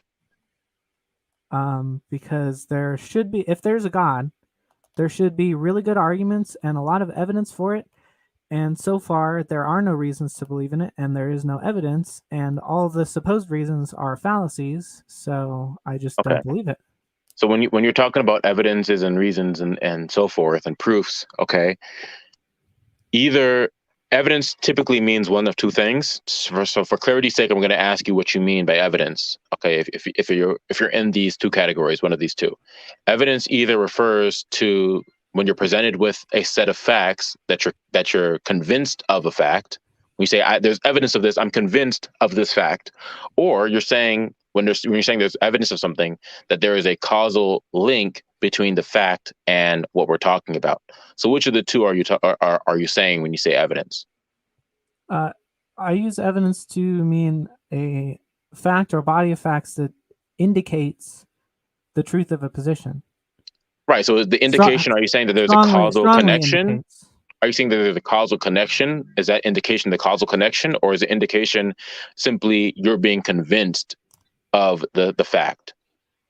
What do you mean causal connection? Like the evidence? So, for example, so let's say that there was a homicide, and there was a gun used in the homicide, and somebody shot a gun at the person.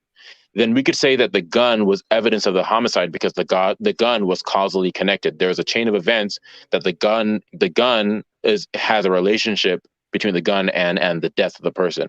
And so there's a causal relationship there. And so we could say that the gun in that respect is evidence of the homicide. Or you could say that I'm convinced of the gun being evidence for the homicide. And that also in some scenarios is what evidence refers to. So which of the two are you saying? That there's a causal connection, or that you're convinced? I mean, on what level? Are we just talking about the starting point of epistemology, or? Well, you're saying in this case that there's no evidence for God. So I want to know which of the two you're talking about. That you're not convinced of God, or that nothing stands in causal relation to God. Both, I guess. Okay, so for the murder example, it's like we know there's like, let's assume that we think there is a murderer. So everyone thinks there's a murderer. We don't know who's the murderer is. And you say, well, it's the neighbor. And I say, well, I'm not convinced it's the neighbor. What is the evidence? That's okay. That's fine. That's not really relevant to what I'm asking here, because we're just talking about evidence, not whether or not not the burden of proof necessarily. We're just talking about evidences and what constitutes evidence and what you mean by evidence in this scenario. So you're saying when you say there's no evidence for God, you mean both. So, the first scenario, the first thing I brought up was just convinced. Whether or not you're convinced, it doesn't follow from the fact that you're not convinced that there is no God, right? So that would be a non sequitur.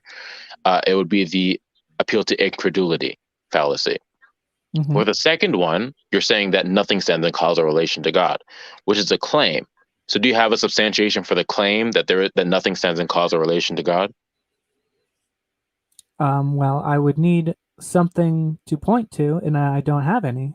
So I am left standing there. I cannot make a causal relationship to God. So what else am I supposed to do? You said I can't be neutral. But to be clear, your position is that the claim you made is that nothing stands in causal relation to God. When you say there is no evidence for God, if we're going to parse the two, the definition that you said with what you just said now, if the definition of evidence that you're using is causal relation, and you say nothing stands in causal relation, you say nothing is evidence for God, or there is no evidence for God, then what you'd be saying is that nothing stands in causal relation to God. Okay, and so in that respect, that's the claim that you're making, and I want to know from you, is there a rational defense for that claim that nothing stands in causal relation to God? How did you determine that that's the case? Because I can't determine anything else if I don't have evidence. So now you're just using evidence again. So I mean, it's just going to be an infinite regress of you not knowing. Therefore, you're drawing conclusions because you don't know. That's the appeal to ignorance fallacy. No, it's the exact same as saying that there's no evidence that the neighbor did the murder, and you're saying, well, what evidence do you have that the neighbor didn't do the murder? And I say, I don't. I just need evidence that he did do it. Because we assume he didn't until we have evidence that he did. Okay, when you say that you're not convinced, or when you say that if you're making the claim that there is no evidence for X, you're going to be making one of two statements. You're going to say that nothing stands in causal relation to whatever X is affecting, or you're going to say, nothing stands in causal relation to X itself, or you're going to say that you're not convinced of X. That's what you're saying. And so, or I'm saying nothing I'm aware of stands in causal relation. Right, so you're not convinced. That would fall under the umbrella of you're not convinced, right? Because nothing you're aware of, you still wouldn't be convinced anyways. Well, unless I can't be aware of everything, you're not aware so of. There's no other option.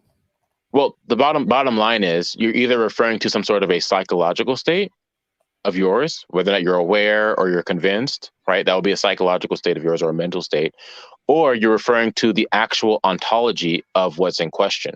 Okay, and so when you're talking here, you're saying you're using both. Well, I already showed you why the first psychological state, it has no effect as to whether or not God exists, because people have tons of psychological states. It doesn't affect the truth of anything really. Okay, but so then the second one is really what's important here. And so you're making the claim that nothing stands in causal relation to God, ontologically speaking. But that's a claim that needs to be defended. And so do you have a defense for that claim? That can actually work. Yeah, that's the default assumption. It's the null hypothesis. Everything is no. No, it's not a null hypothesis. Otherwise. It's not a null hypothesis. Because you can't be neutral. You're appealing to your ignorance. You're appealing to your ignorance, your incredulity, to tell you or to come to the conclusion necessarily that there is no God. But that's a non sequitur. It's a fallacy. No, because I can't just start off assuming that there's a God. That's okay. There's no such thing. Listen, but Snake, there's no such thing as a null hypothesis here. There's no neutrality or starting ground here. You're either going to affirm God or you're going to deny God, and whatever position you hold to, either that position is going to be rational or it's not going to be rational. That's a bifurcation. Okay? Black and white fallacy is what that is.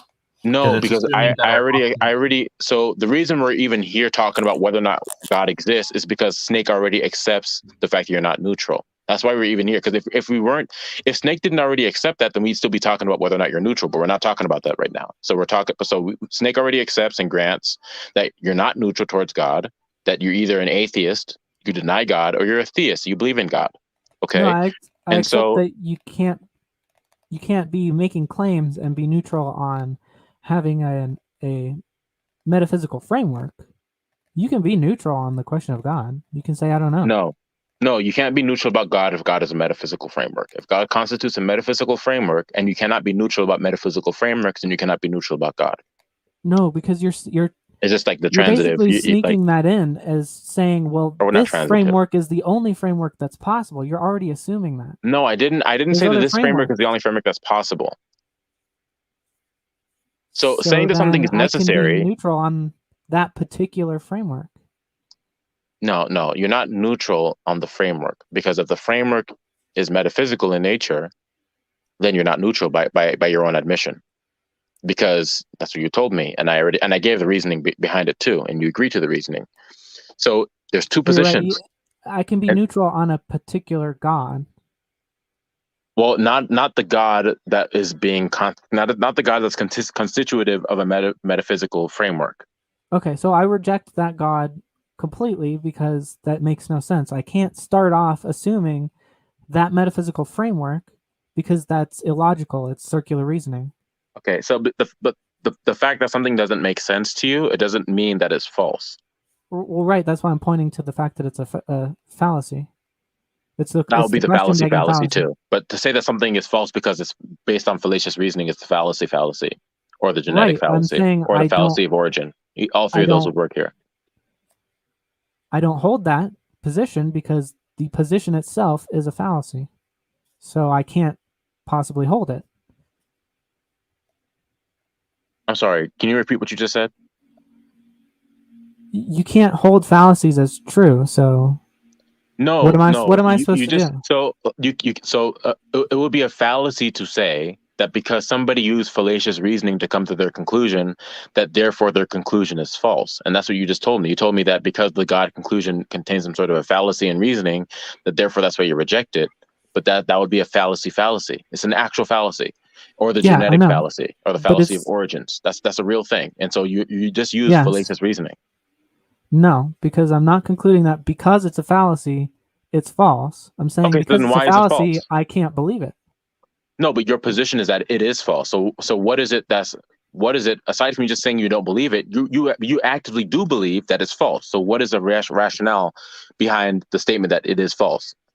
I don't want to hear about, why you rejected it and why you're being somewhat neutral. You're not neutral here. You believe actively that it's false. So how does it follow that it's false? How does it follow that a fallacy is false? No, that God is false, that there is no God.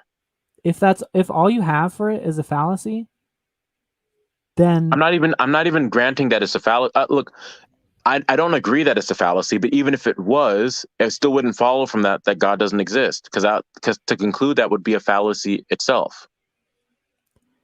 But I'm not even granting you that it is a fallacy. But I don't have to say anything with respect to that. All you need to do is analyze your reasoning, and I realize that it's a fallacy, which is a fallacy. I cannot conclude what you want me to conclude because the entire argument is fallacious. Snake. Therefore, I have to conclude based on some other kind of reasoning. Snake. I just want you to finish the sentence. God does not exist because... We're not even there yet. Yes, that's what we're literally there right now. We're talking about whether or not God exists. Why does God exist? And all you've given me is a fallacy. And so no, wait. I haven't even attempted at this point to give my rationale, because that's not what I'm here for. I'm here to examine whether or not atheism is rational. So asking me my position is just burden shifting. Okay, because the first thing I came here, the first question I asked is, are you guys atheists? And you guys said yes. And then the second question I asked is, how is it that there is no God? So asking me a question is just burden shifting at that point. So God does not exist because the positive claim always has the burden of proof. So it is irrational to assume the positive claim for no reason. Therefore, no, both the positive and the negative claim have a burden of proof. Snake. If I believe the earth. No, that is not true, JRobin. That is not. I'll give you an example. I'm going to give you an example. Either you believe the earth is flat, that's a positive claim, or you believe the earth is not flat. That's a negative claim. Now, you have the burden of proof to prove that the earth is not flat, don't you? If you believe the earth is not flat, that's a negative claim. You have to prove that's true, right? That's what you have to prove. The person still has to prove that the earth is flat. I could be like, I don't know whether the earth is a round or a square or velociraptor shaped. So hold on a minute. Let me get this right. You don't have to prove the negative position ever, that something is not the case. You never have to prove that. The murder case is exactly analogous to this. I don't have to prove that the guy didn't murder his neighbor. That's just patently false. That he did murder the neighbor. That's patently false. Okay. Whenever you make a claim, so let's overhaul whenever you make a claim, every claim is also a claim to the negation's denial. You're always making positive and negative claims simultaneously, and they need burden of proof because every proposition can be false, right? Okay. At least in your conception, you believe every proposition can be false, correct? So the neighbor is guilty of murder because you said so. That's not relevant. I'm talking about the burden of proof. Every claim, whether you say that X is true or X is false, requires a burden of proof, right? So hold on a minute, let me get this straight. Let me get this straight. If I tell you that atheism is not true, then I don't have to prove myself, right? That's a nonsensical statement to begin with. If we're going to conceive of atheism as the statement whether or not you agree that this is what atheism is, if we're gonna, for the sake of discussion, agree that atheism means there is no God, and I believe, and I tell you that atheism is not true, does that automatically therefore mean I don't have to defend? I don't have to say that God exists. I can just do the runaround and say that atheism is false and communicate the same thing, except now that I'm saying that not, therefore that somehow changes the proposition in some way, right? Yeah, the term you're looking for there is antitheism. It's an antitheistic attitude. That's irrelevant. You're not getting the point I'm making. Whoa! That is an equivocation. False does not equal not true. Yes, it does. Correct. No, it does not. I agree with false No, means it not true. doesn't. No, This it is the point doesn't. I'm trying to make to you, JRobin. Yes, it does. If you're saying that let's say the proposition, there are 100 marbles in the jar, okay? To say that that proposition is false is also to say that the proposition is not true. Nope, it's not. Okay, so I want you to give me an example. So maybe it's just ignorance on my part. Okay, and I'm more than welcome to hear the distinction that you can give here. When is it ever going to be the case? Let's use a marbles in a jar analogy. When is it going to be the case that something is not true, but it's not false either? When is that going to be the case? Epistemology. When I didn't hear that answer. You're talking about ontology. Ontologically, not true is false, but epistemologically, not true is not necessarily false. We're not talking about epistemology. We're talking about ontology. We don't have access to perfect ontology. That's the point of epistemology. Okay, listen, I'm asking you if you have a rational defense for your position. Okay. Yeah. And so your position, to be clear, that we've now done this like almost a dozen times now. We've clarified upon clarified upon clarified. Their position is that there is no God as he's been defined in this conversation. Okay. And so I want to know from you, you said that your defense for your position was that there is no evidence for God. And the one we're looking at here when we say evidence is that there is no thing that stands in causal relation to God. So God does not exist because my position is epistemological. So Snake, I'm asking an ontological question. So now you're equivocating between epistemology and ontology because I'm asking God does not exist. I didn't ask you whether or not you knew that. I'm asking God does not exist because. Well, then I don't have an ontological position because I can't. So you don't have a rational defense for your position? No, so you don't have a rational defense for your position? It would be irrational if I had an ontological position without any epistemology. No. Okay. You already conceded that everyone has a metaphysic, which is a synonymous in this case for an ontology. Everyone has an ontology, a state of being of facts. Okay. Which I arrive at through epistemology. That's fine. That's fine. I get to ontology through epistemology. I have to start with epistemology first. No. There is actually more circular. I mean, look, you have an epistemology because of an ontology. You have an ontology because of an epistemology. They're married to each other. You can't have one without the other. Okay, bottom line. So when it comes to your position that God does not exist, I want to know. Just finish this sentence, and we'll be done. God does not exist because. I've already given you lots of reasons. So but when we examine those reasons, you didn't have anything. We're asking, why should I believe in God? That's it. I'm asking you the question, and you're burden shifting. Because the first question that was listen, you didn't ask me to demonstrate that God existed. I came in here to ask you and Lisa how it follows that there is no God. That's what I came here to do, and that's what I'm setting out to do now. Asking me to defend my position is burden shifting of the highest order. Robin, be quiet. Because you should. I am not saying God does not exist. I am saying I do not know that there are any gods. That is Lisa, that's fine. That's fine, Lisa. You are trying to say that I am saying there are no gods, and that is not what I am saying. Lisa, I went through this line of reasoning with Snake already. Look, if you didn't, because I wasn't talking to you, it's okay. Like I understand that, but Snake already understands and has accepted that you cannot be neutral. He's already accepted that. So if you haven't accepted that, then you either have a rebuttal, or there's some other line of reasoning that maybe you didn't hear from me that you didn't catch. But Snake already accepts and agrees that you cannot be neutral towards God. So there's no such thing as I don't know that God exists. At least not to Snake, because I've explained it to him, and he agrees. He doesn't have a rebuttal. And so to Snake, I want to know God does not exist because I cannot conclude that God exists. Okay, the fact that you cannot come to a certain conclusion, whether it's because of the fact you're not convinced or because of your incredulity, it doesn't follow from that there is no God. And there's a conspicuous lack of evidence, because you're doing all of this to avoid you having to explain a reason that God exists. We'll get to my position in a second. I want to know from you, to get to the resolution of this. Are you telling me that God does not exist because you don't have evidence to conclude that this isn't the case? What else am I supposed to do? What do you say? What else am I supposed to do? Am I supposed to conclude that God does exist just for no reason?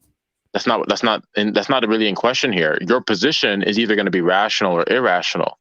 And so if your position is on the basis of that you don't have evidence to prove that God exists, then that's the appeal to ignorance fallacy. And the appeal to ignorance fallacy is X is true if it hasn't been proven false, and X is false if X hasn't been proven true. And that's exactly what you're doing. Innocent until proven guilty is more rational than guilty until proven innocent. You're trying to use other terms and introduce new concepts in here, like innocence and guilty in the legal system in America, to try to cloud the issue. We're not talking about the legal system in America. We're talking about metaphysical frameworks, which are two different things. Okay, because people have a certain. Listen, look, you can give me the innocent until proven guilty cliche, and it really is a cliche, because that's it's true. people's subjective court or legal, what they hold to, their standard. But that's irrelevant to what we're talking about here, because in logic, or at least when it comes to a syllogism or rational defenses for your position or arguments, then that doesn't fly to say that because you haven't proven something that therefore it's false. That doesn't fly, logically speaking. Okay, people can have other beliefs in other places and for practical reasons or whatever, or legal reasons, that's fine. But I'm asking you, because you hold to the position that this is the case, you need to be able to defend that. So do you have a defense, logically speaking, for the claim that God does not exist? Do you have a logical defeater for God? Yes or no? Yeah, but you're trying to conflate ontology with epistemology, so it doesn't work. So look, this is what we're gonna do to get to the bottom of this. You said so. The answer to my question is yes. You have a defeater. So this is what I want to know from you. Okay, this will make it clear. The next thing that I want to hear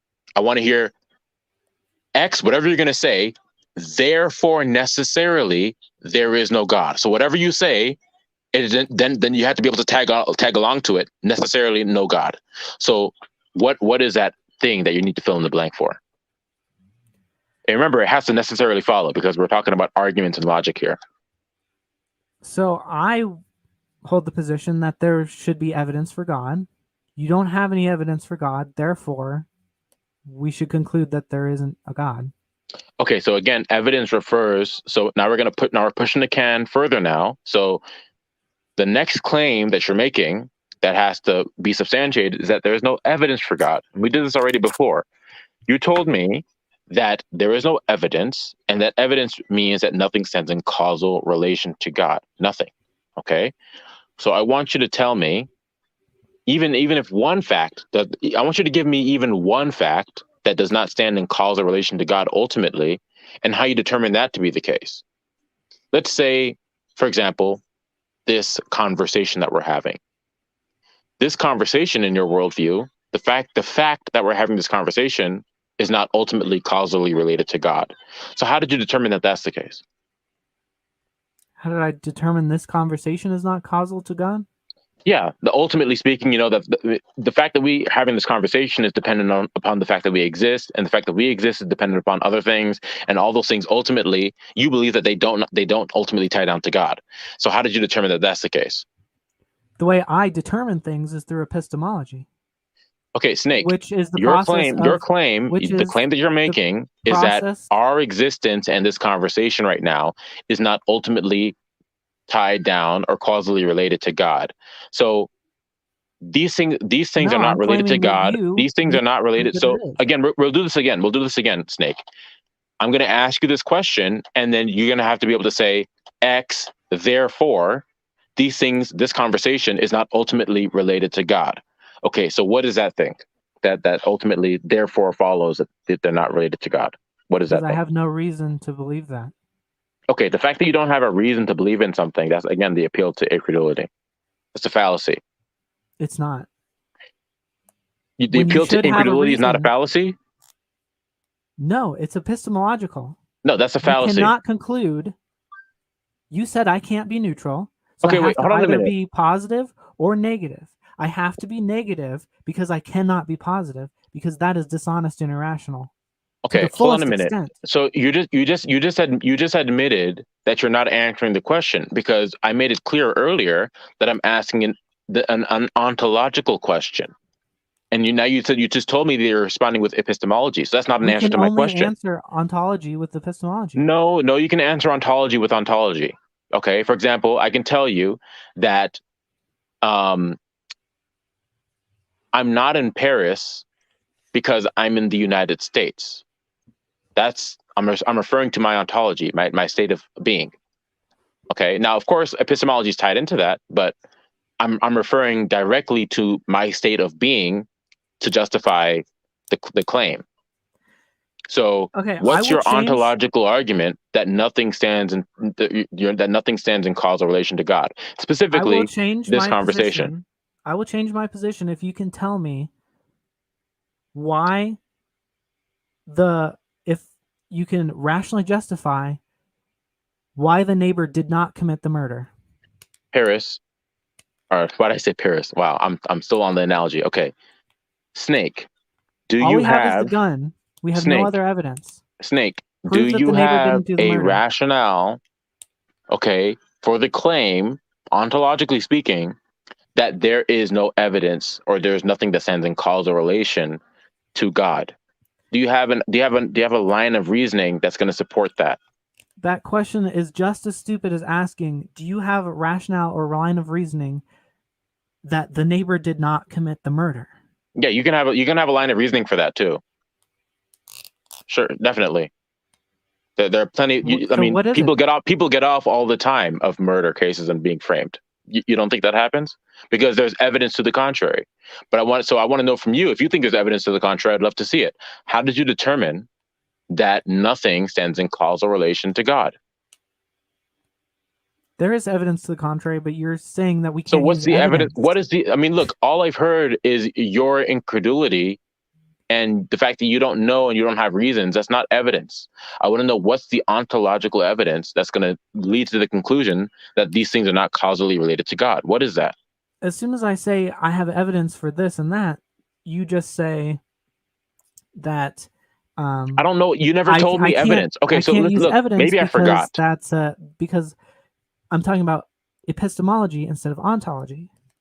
Yeah, because epistemology doesn't answer ontological questions. I'm asking about ontology, not epistemology. So you telling me that you're answering with epistemology is just telling me you're just doing a category error.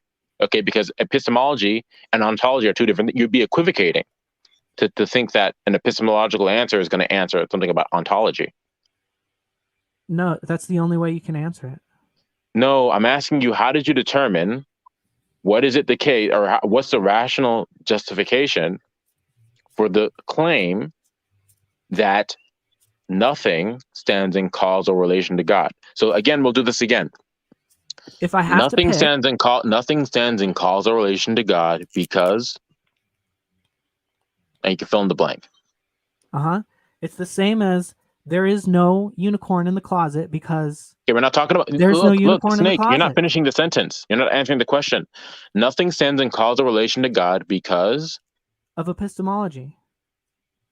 That's a vague answer. And epistemology doesn't get you anywhere either, because we're not talking about that. We're talking about ontology. Because of the method Snake, of I don't accept. Isn't the conversation right now about ontology, about causal relations and states of affairs? Isn't that what we're talking about right now? Yes, but I've told you. So then saying epistemology is irrelevant. I'm not asking about that. I can't take a position ontologically unless I have epistemology. Snake.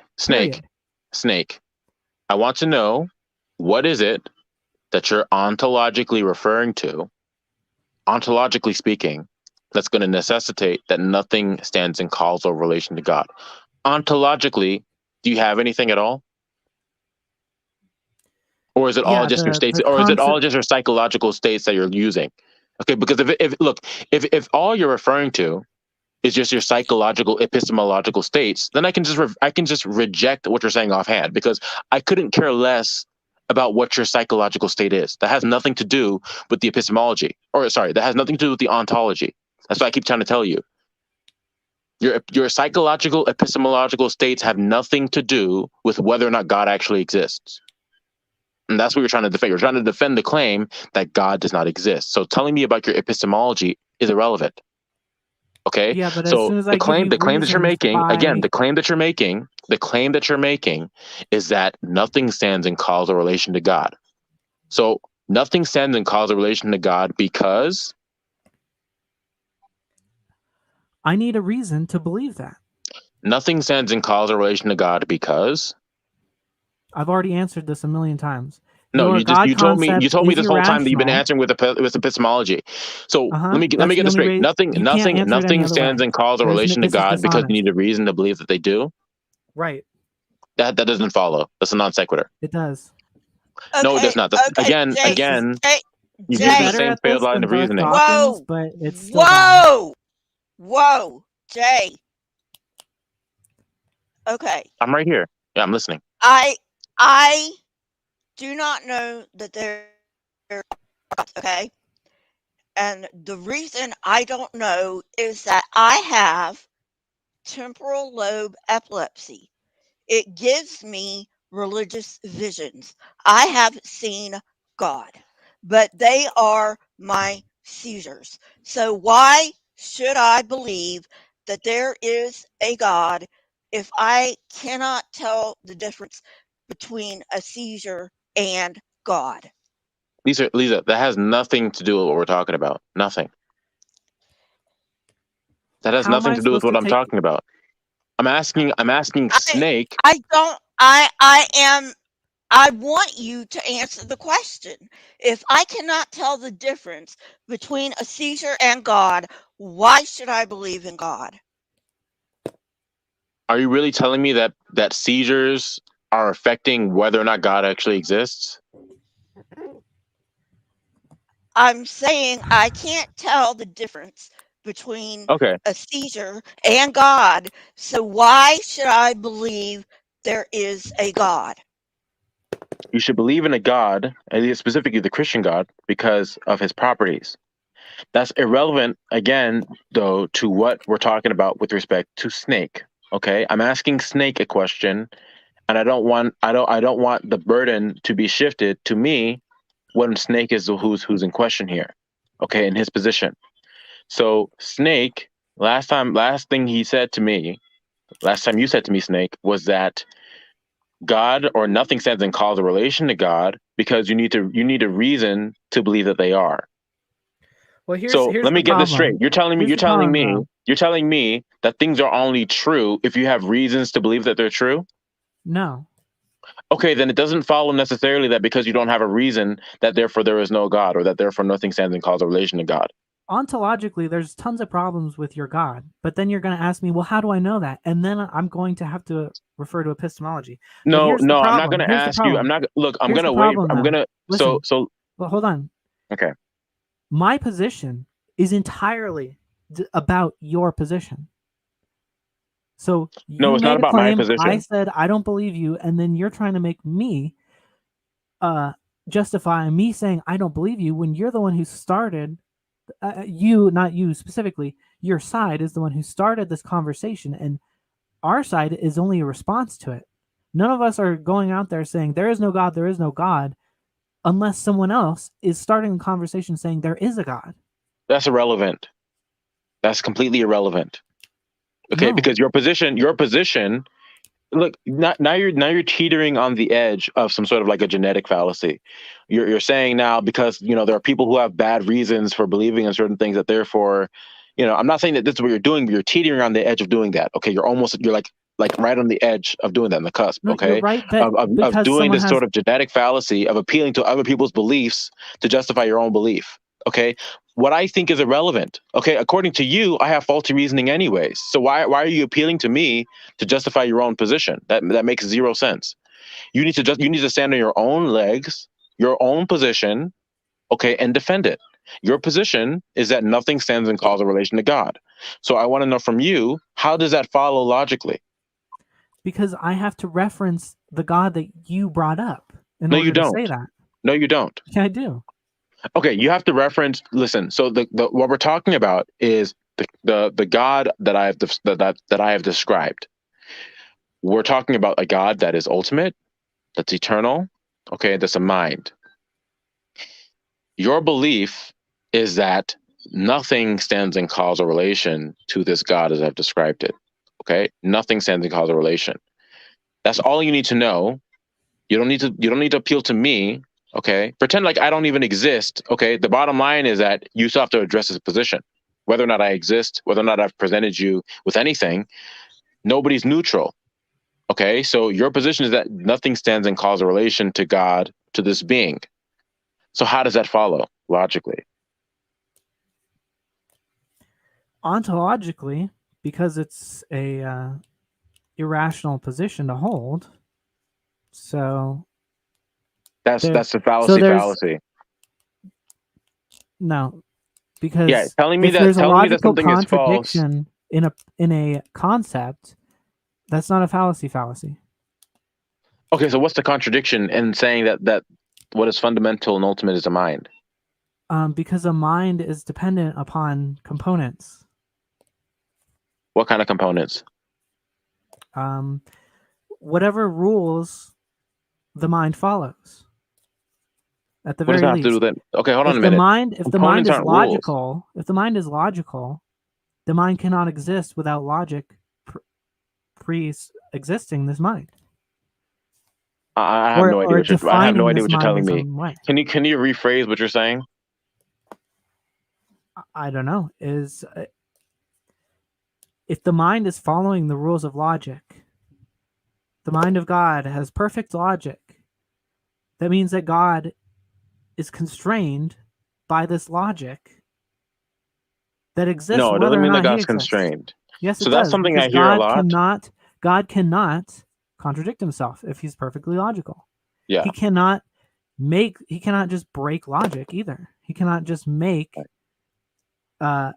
himself be God and not be God at the same time. That doesn't make sense. All right. So this is something I hear a lot. Okay. The laws of logic are a reflection of God's eternal character and thinking. Okay.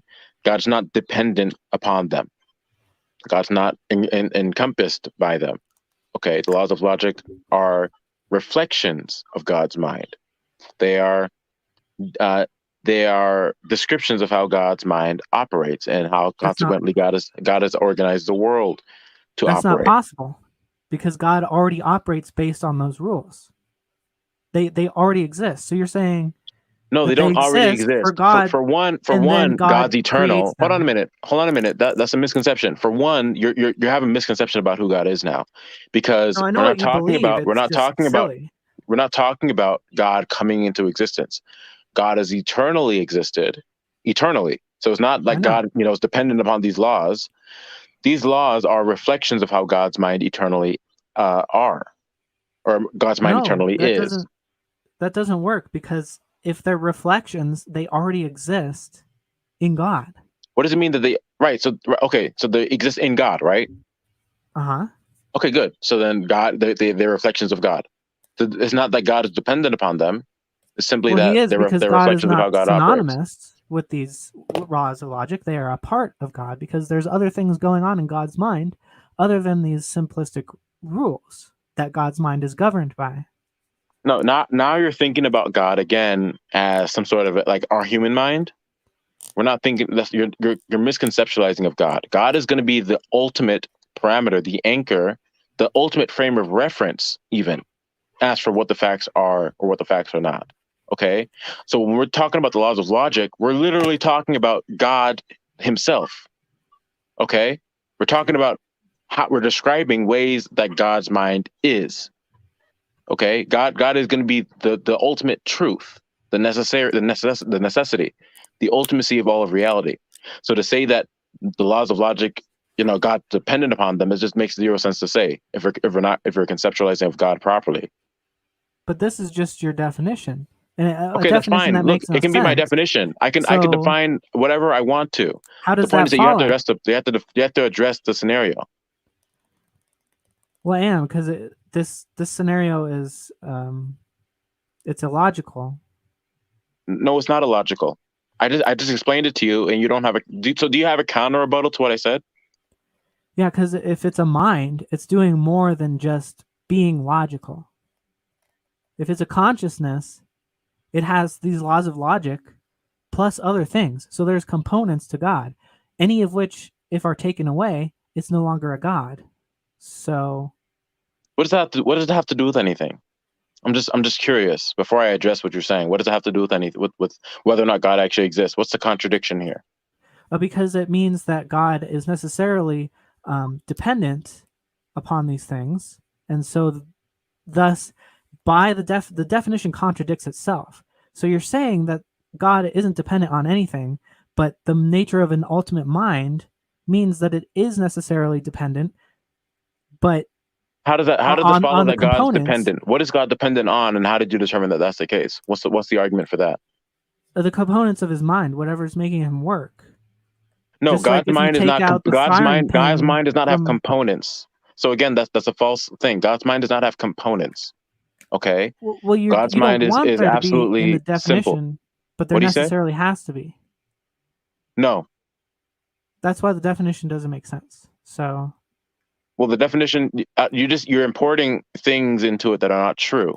So I mean, it's just like it's a straw man at that point. We're not talking about God's mind being having constituent parts. What do you say? It's an internal critique.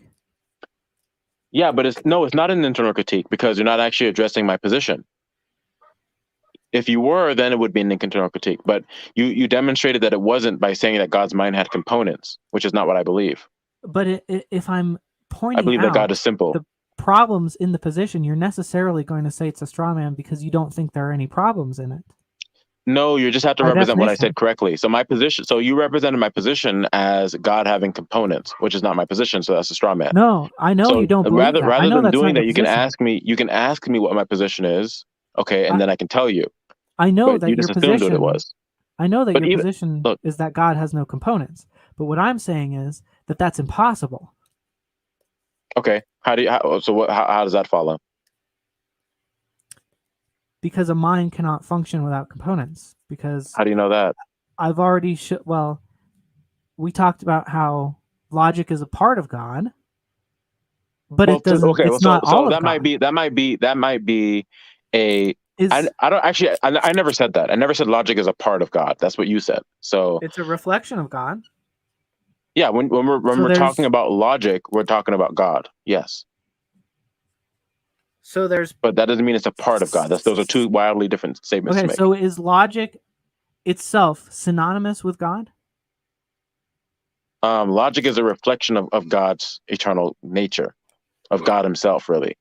But if I said, here are the laws of logic, this is everything you ever need to know about God. This is all of God. Or is there more to God than just logic?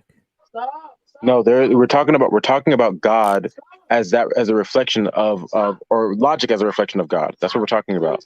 Yeah, but my question is there more to God than just logic? God has multiple different properties, yes. Okay, so then he has parts. No. If you hold to divine, like something like divine simplicity, you're going to hold to some sort of a belief that the parts are different, or not parts, but the properties are different manifestations of the same simple being. No. Or something of that effect. So I think divine simplicity is impossible. And so, whoever else wants to go. Okay, that's not even but that's not look. You can believe that. You can believe that, but that's a far cry from what we're actually talking about here, because your position of atheism still needs to be defended. Okay, you veered off from talking about your atheism to talking about my position. That's irrelevant. Look, you can have disagreements with my position. I want to know from you, how did you determine that nothing stands in causal relation to God as he's been defined? Well, that's epistemological, but Wildheart, go. I've taken up too much time. Yeah, no, if God is more than logic, then it means God has more than one part. Right, so I wouldn't say that God is more than logic or less than logic. I would say that logic simply reflects God and God's eternal character and nature. Okay, and I hold to divine simplicity, which entails. Is God more than logic? Is God more than logic? Yes. Well, in our human mind, we can think, we can attribute multiple different properties to God. Right. So like his triune nature, for example. If I'm a Christian, so I hold to God's triune nature and things like that. If God is more than logic, then God has more than one part. No. So you didn't hear you didn't fully listen to what I said. I said that in our human conception, we'll verbalize and we'll express God's nature, in a way that may seem like parts, but God in his actual being is not like a composite entity. Is God more than logic? No, not in his ultimate being. God is not more or less than anything. God is one simple, unified, whole, ultimately self-conscious being. So God is not more or less than anything. That doesn't make any sense to say. God equals logic. I would say that logic is a reflection of God's eternal nature. I'm not going to say that God equals logic or God does not equal, because again, we're using the language that we're using. The language. Let me finish. The language that we're using. The language that we're using may not accurately depict or convey, the truth of what's going on. So when you say God is equal to logic, I'm not going to agree to that. I'm going to say that when we're invoking logic, we're ultimately going to be referencing God and his eternal nature. More than logic. If you don't agree that God equals logic, okay, look, God equals more than logic. Wildheart, did you hear what I said? Yes. Okay, what did I say? You said that God equal. You said that you wouldn't agree that God equals logic. So you must be saying that God equals more than logic. Or less than logic? No. I hold, again, first of all, that when we're expressing language, when we're expressing things about God, that's not going to be sufficient necessarily. When we're talking about God's eternal nature, it's not going to be sufficient in fully capturing who God is, essentially. Okay, so we can use language to approximate God's nature, but it can never fully express it. So using and oversimplifying it to either God is made of logic or God is equal to logic or God, that is not going to accurately represent my position. To my mind, God equals logic, or God is more than logic, or God is less than logic. There are only three options. Which one is it? No. God is. I'm using logic. As a as a reflection. Listen, I'm using logic. God equals logic. Do you want a response from me or no? Wildheart. Logic. There are three. Wildheart. Do you want a response? Okay. Yeah. We're talking about logic and we're talking about God.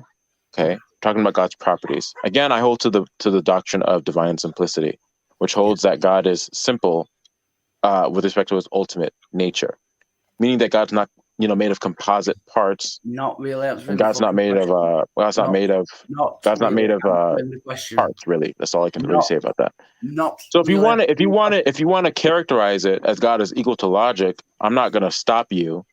But I would just say that that's I would caution you. I'm not going to stop you, but I'm going to caution you that may not fully represent God's eternal nature. But I'm not going to stop you from saying that God is equal to logic. I wouldn't stop you from saying that. Right. The three options: God equals logic, God is more than logic. I just gave you an answer. I don't understand the answer. I just told you. So if you were the best approximation, again, I'm not saying this is the way to fully understand or grasp who God is, but I wouldn't stop you from saying that God is equal to logic. I wouldn't stop you from saying that, but I would caution you again to the dangers of language and fully understanding God's nature. So I gave you an answer. Do you agree that there are only three options? God is. I gave you an answer. Wildheart. Right, I'll shut up then. I don't understand your answer. Sorry. So wait, did you not hear that I told you I would be okay in language if I only had to choose between those three things. Yeah. I just told you could say God is equal to logic. I'm not saying that fully encapsulates it, but I'm saying that you could say that, and that would be fine. So God equals. So God, well, it wouldn't be fully fine, but of course, the point is that's what if you're going to lead me to those three options, if you wanted to say God is equal to logic, that's the least controversial. Right. When we're talking about divine simplicity. Right. But the three. Randolph, you want to jump in here? Yeah, sorry about that. It's okay, Wildheart. I'm not that bright, that's all. I'm sorry, I was just dealing with something. I missed that. Oh, we were talking about God and logic and all that. All right. Well, is there anything else that you guys want to ask? Because I do have to do some other things. The night's getting pretty late. So, is there anything else? Well, I think the main issue here is over epistemology versus ontology.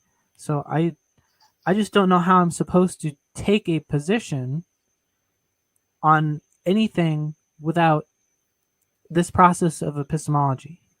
So I have to either assume that it's true or it's not true. I'm not a machine that has perfect knowledge. I can't just state ontologically things. I have to arrive at positions for reasons because I am a human, allegedly, and that's all. That's as best as I can do. So, okay. Well, this is what I'm going to respond with. Okay, I'm not saying that you're not using epistemology to come to conclusions about ontology. That's not what I'm saying. What I am saying is that when I'm asking you an ontological question, I'm going to expect an ontological response. When I ask you about the nature of certain facts, then you're going to only be able to respond about certain facts. You're not going to be able to respond about your mental states, because your mental states don't determine the truth. Your epistemology, what you claim to believe, doesn't determine the truth. It's not a justification. Is then we have to accept everything. We have to accept Allah. We have to accept No, you Krishna. don't. No, you don't. I think because I can't rule them out ontologically. Okay. Yeah, well, you can, Randolph. But that's a different. That's a conversation for another time. Bottom line, epistemology and ontology are two different things. If you try to answer it both, you'd be equivocating. I think that the underlying problem here is trying to the attempt to apply ontology to atheism, and it really would fit better, I think, trying to apply it to agnosticism in that kind of side of the spectrum, because atheism is about not believing something. It's not about stating a fact about something. Well, Snake would, after tonight, Snake would disagree with you, Randolph. So maybe you guys can talk about it amongst yourselves. Yeah, we can talk about that. But can I just ask so I think there's a bit of a misfit there, because I'm not trying to answer in ontology, and that's where I think you and I were at a bit of a miss. And again, thank you, JRobin. I appreciate the conversation. Go ahead, Wildheart. Yeah, I was going to say, if God equals logic, there are three laws of logic. So wouldn't God still be multiple things? Of God equals logic? You said God equals. That's why I'm telling you that I can't fully articulate God's eternal nature and ultimate nature. Like, that's not something that that's way above my pay grade, and because I'm finite, I can't fully explain God's eternal nature. But that's irrelevant to whether or not God actually exists, whether or not I can fully explain it or not. But you're saying God isn't multiple things, but if the laws of logic include three different things, and God equals logic. Okay, so we think of the laws of logic, because we're limited in many ways to thinking, for example, propositionally. Like we think subject, predicate, we think that way. Yeah. That's not necessarily how even God thinks. God thinks essentially, thinks about the essence of things. Okay. And in many ways I could go and say that God thinks non-propositionally. This is actually something I've now started to look into recently. And I find it very compelling actually, that God thinks non-propositionally and thinks merely about the essence of things. And that really ties into kind of his simplicity, his divine simplicity. And so that's how we conceive of God. At least that's how I do. Okay, so JRobin, just one question and you can go. Thank you for being here, by the way. Cheers, JRobin. Thank you. No, I mean, so basically you're saying you believe in God just because you believe in God. No, I haven't even I barely touched on why I believe in God. I mean, the reason I came here was to ask about atheism. If you want me to give a quick rundown, I believe in God because of his revelation and because of his character set. And I believe that God's character, God's properties are necessary for human intelligibility. Namely, that God is he's ultimate, he's eternal, he's a mind, he's revelatory, and he's always truth revealing. He's omniscient and he's omnipotent. And I believe that those, and my position is that those are necessary properties for human intelligibility, rationality, arguments, etc. That's my position. But that wasn't what I came here to do. So, I mean, so in a quick rundown, that's what I believe are the necessary properties. And I believe that if God were to be deficient in one or more of those properties, then we'd lose things that are fundamental to our human intelligibility and experience. JRobin, I know you need to go, so I'd just like to say in the future, I would be interested in talking with you about the paradox of omniscience and omnipotence at some point, but now I know you. So definitely, no problem. And you're more than welcome in my room anytime. And please say hi to Darth Dawkins for me. I will. Okay. No problem. Bye, well, thank you guys for having me online. I'll talk to you guys later. Oh, cheers, sure. Yeah. Thanks a lot. Cheers. Had to get Darth Dawkins in there because I know he's using Darth Dawkins arguments. Yeah, I think he's better than Darth, actually. That's what I said earlier too. As I find him a lot more enjoyable to converse with, and I did tell him that directly. It's because it's the same set of arguments basically, but Darth Dawkins is very he's respectful about it. And Darth Dawkins likes to run an interrogation. JRobin's a bit in that direction too, but he's willing to listen and entertain ideas instead of just writing stuff off right away. And I really like that about him. Yeah, he's a lot more polite than Darth Dawkins. Yeah, oh yeah, much easier to converse with. Yeah, easier to understand as well, I would say. Yeah. Although I don't know much about Darth. So. Darth basically does that, but with word salad, like ramped up to 11, and then calls calls you dishonest and all the whole time. Yeah. So I mean, he just said something. He believes in God because of all this, right? One of them was revelation, right? Well, revelation is a psychological state, and he dismissed psychological state. So yeah, what sense does that make? Okay, I'll just before I get on, I just had to tell my daughter or something, but they're trying to get us to take a belief position when some of us don't hold a belief position, and so you can hear how and that's why they're slipping ontology in there, is because ontology limits the options. So it's an attempt to limit the scope of what our options are, and I don't go with it. Right. Snake was right, is having a whole discussion about that with him, and it was very interesting to go through the paces. Hear them go through the paces on that. Basically, but like I said, he okay. So he was saying that if any of the components of God, like Revelation and blah blah blah, are true, and you can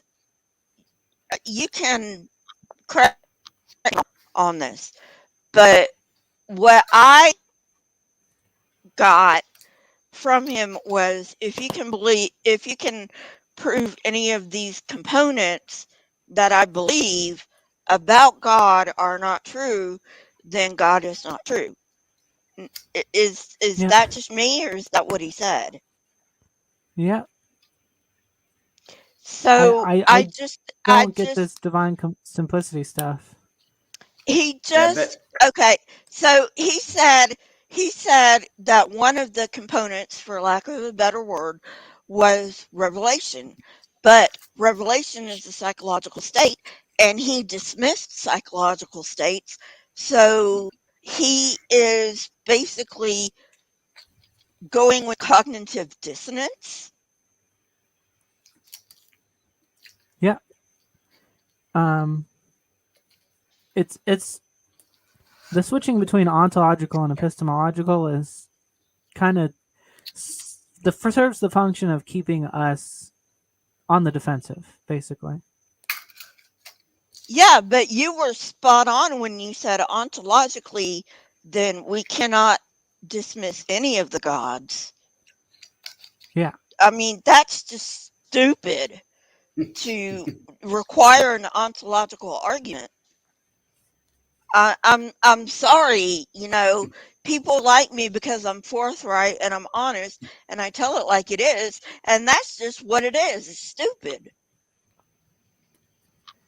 Yeah, I think it's a little desperate too. It's tough being in that kind of position. Like I think it's actually a much stronger argument for God to say that he's not the most ultimate thing in existence. You might want to say he's the most ultimate mind in existence, but it's a much stronger position to say that God is more of a product of the universe than everything in existence is a product of God, because you just Well, and my question is, well, where they want to say that the universe is too complex to have come into existence, by itself. Well, okay, I'll grant that, but then God must necessarily be more complex than the universe. So it stands to reason then that he needs to be created. It doesn't work. Yeah. But God's eternal, so he's special. That's special pleading. That is the definition of special pleading. The universe can't be eternal because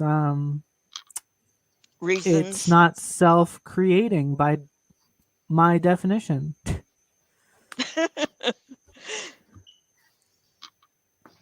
Yeah, we just went around the bend. I'm sorry. Yeah.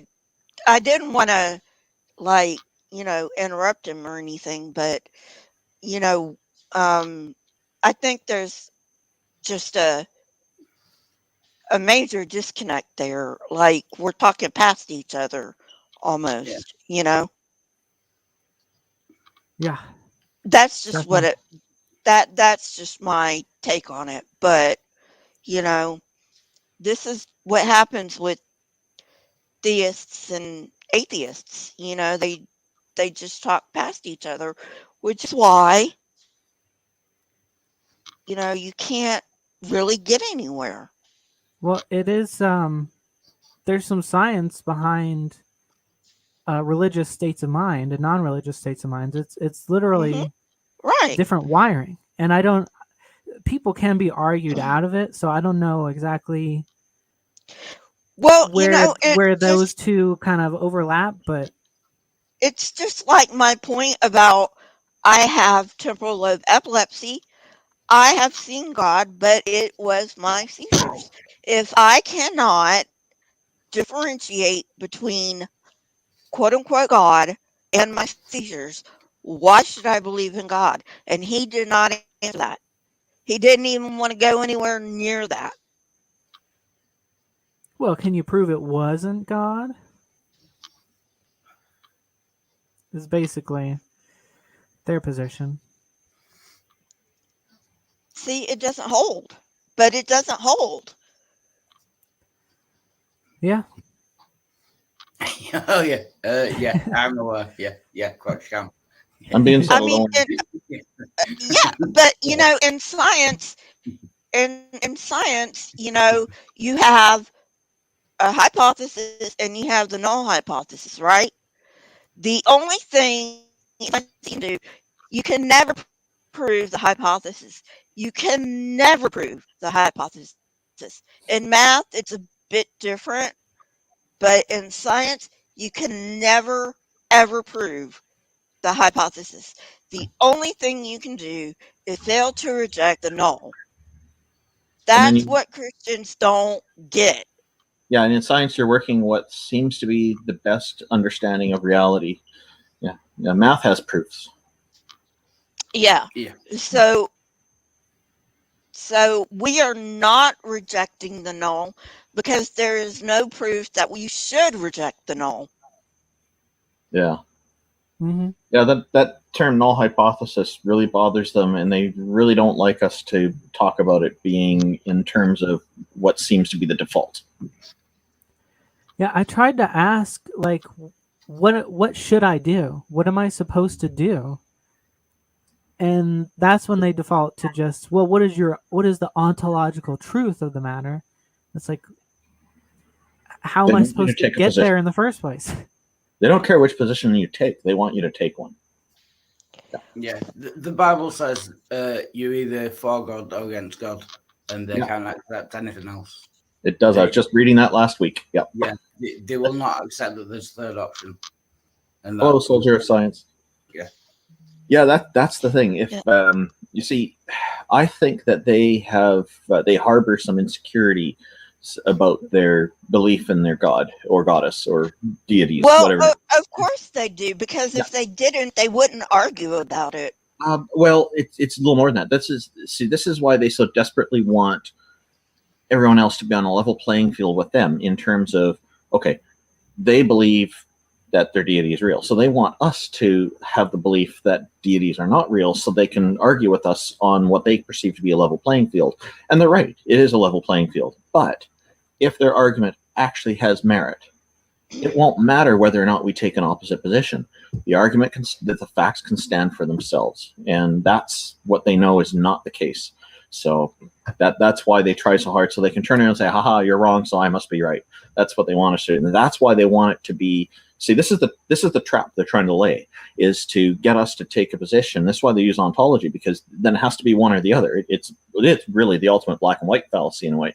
And then if we take that position and they can show us that ours is irrational somehow or wrong somehow, then they can say, aha, so you're wrong, so mine must be right. And they want to win by default.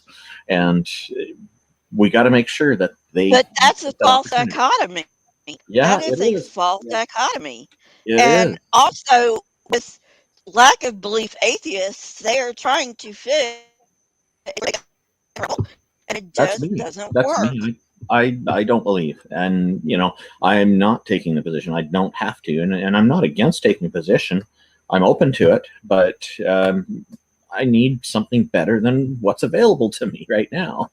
Yeah, it's funny because they actually kind of want to eliminate the possibility of agnostics entirely. Agnostics is a different thing. That's like people they're simultaneously like, they kind of agree with Steve McRae. They're like, atheism is necessarily a claim that gods don't exist, but they're also saying that you can't be neutral on the position either. So there's. See, McRae does that too. He claims atheists, or he's putting ontology onto atheism, and I don't agree with that. It just doesn't make sense. Yeah, I'm agnostic on the existence of Steve McRae. Yeah, you don't know. That's right. Yeah. But it's precisely the process of pseudoscience where they hold the highest possible standard of evidence for our position, but all they need to be convinced of is, well, I define it a certain way, and I believe that definition. Mm-hmm. Yeah. But we have to prove all the negatives in the entire universe.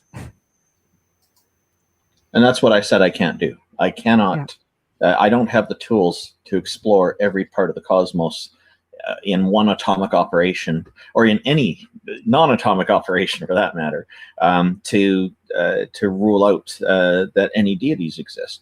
I'm not able to do that, so I can't realistically take the position there absolutely are none. Now, if I had to choose, I would lean toward the anti-theism side, because from what I can see, at least it doesn't have those contradictions that the belief side seems to carry with it. But I'm not, I haven't taken the position, because I have to look at now this and say, I can't do this. Yeah. Can you Now, tell Lisa? if he wants to, Lisa, I've got to go. But thank you very much, Lisa. It's been a great hang. thanks for being in here, Wildheart. And thanks, Nick. Take care. It's been great. Nice to meet you, Wildheart. Wildheart, it was great to see you. Cheers. Thanks. Bye-bye. Bye. Now, if he wants me to take a position on his particular God, and he said he was a Christian, so that means he believes in the quad omni God. If he wants me to take a position on his God, I am very glad to accommodate him. Your God does not logically exist.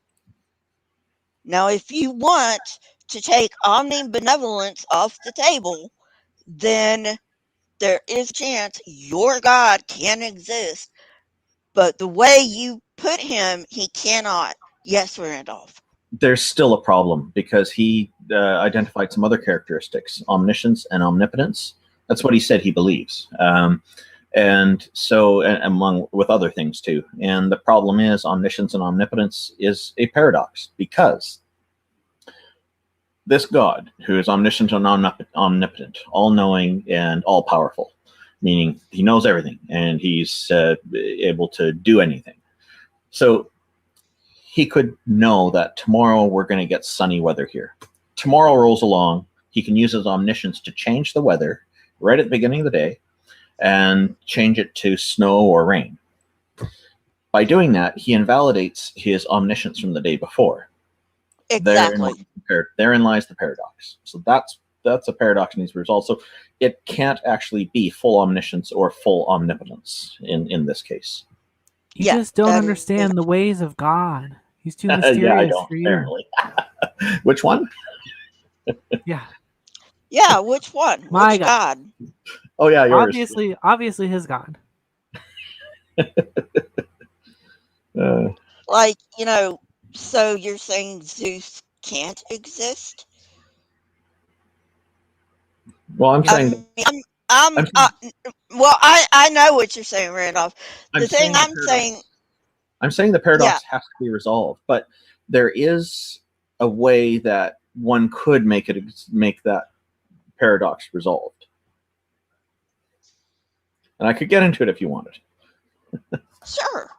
Okay, so there is the concept of absolutely nothing, and the thing is, with absolutely nothing, that would mean that there aren't necessarily any laws of logic or laws of physics or laws of anything, as well as matter and whatnot. So because of that, it might be possible that something could erupt from it, including a deity that could do all these things. And that would be, I guess, a foundation for making something like this possible. The problem is, we don't know if it's possible for absolutely nothing to exist. And so it doesn't fully resolve it, but it kind of gets us a bit closer, I think. That's as far as I can go with it. Yeah. The other thing is, if nothing but God existed, like before the universe before existed, the cosmos. Yeah, before the cosmos. If nothing existed but God before the cosmos, that means nothing existed. And that's another thing they don't understand. The rules of logic would not apply to this whatever that God inhabits before the universe. So God could exist and not exist at the same time. So one of the questions that needs to be asked is, hello, Soldier of Science. Hello again. Thanks for joining us. One of the questions that has to be asked is, do they believe that their God has to conform to the laws of logic or can circumvent them? And I've debated with Christians who are on both sides of that fence. So, it's important to kind of get that clarified before engaging in that part of the conversation with them is all of the advice I would give on that one. Jay tends to not believe that. It depends who you're talking to. We're talking about Jay right now. He says that he does, but then from what he can say whatever he wants to say all day long, but from what I get from his position is that God does not need to follow the laws of logic. That's what I get from his position, even though he says God does need to follow the laws of logic. So for the Christians, because God is logic. For the Christians who say their God has to conform to the laws of logic, then the paradox is a problem. They can't be both omniscient and omnipotent. There has to be limitations on at least one of those two. There has to be a compromise there. But if they say it can circumvent the laws of logic, that resolves that paradox. Right. But that's probably I mean, I agree with Randolph. And I think that probably most Christians haven't even reconciled that question. They probably have not even faced that question. I suspect the same. Yeah, and honestly, it's kind of funny because I've had this Jehovah's Witness calling me in the last couple of weeks, and her name is Mary. She told me recently that she joined the Jehovah's Witnesses in 1974, so I imagine she has to be, probably in her 60s or 70s. She was a Catholic before. I think it's interesting in one respect that with COVID, right, Jehovah's Witnesses probably had to branch out into the internet world and calling people instead. And the first time, hey, progress. Yeah, it's kind of progress. And she called me like about 2 weeks ago, and at first I didn't know she was Jehovah's Witness. She just was like trying to get me to go to a website, which I even just kind of glanced over the fact that she said it was jw.org, which I should have realized at that point. But like in that first call, I was like, she was asking me questions, and I said, let me just ask you, why do you believe in a God in the first place? And it was the typical Christian apologetics, and mostly it came down to design. Mostly it came down to, hey, the world looks designed, and so therefore it must be designed. And we ended the call in that first call, like she obviously knew I was an atheist, but she called me back a week later. Which I thought was like amusing, because when I lived in my house and Jehovah's Witnesses came up to my porch, they definitely blackballed me. Like after the first conversation, I know I was on a list like, don't visit this dude. So she called me back. Go ahead. I'm sorry. How did she defend 1975? So this is interesting. Because I didn't know about that. I didn't know about that at the time that she was talking to me. I really didn't know the history of Jehovah's Witnesses. I know there's a family that lives by me that are Jehovah's Witnesses, but I really didn't honestly know the history until after that second call, when like I was really interested, and I was like, wow, 1974 when she joined was very pivotal in Jehovah's Witnesses, in the fact that 1974 and 75 was like a prediction event for them, and she was probably one of these people who sold all her possessions. I didn't ask her that because I didn't know at the time. I researched this after the fact, but I was like, wow, the fact that she joined in 1974, they screwed over a lot of people. It's a significant date. It's a super significant date. But she called me back a second time, and like she opened up. She's like, hey, this is Mary. I talked to you a week ago. and you mentioned you were a Christian for 40 years, but you don't believe in God anymore.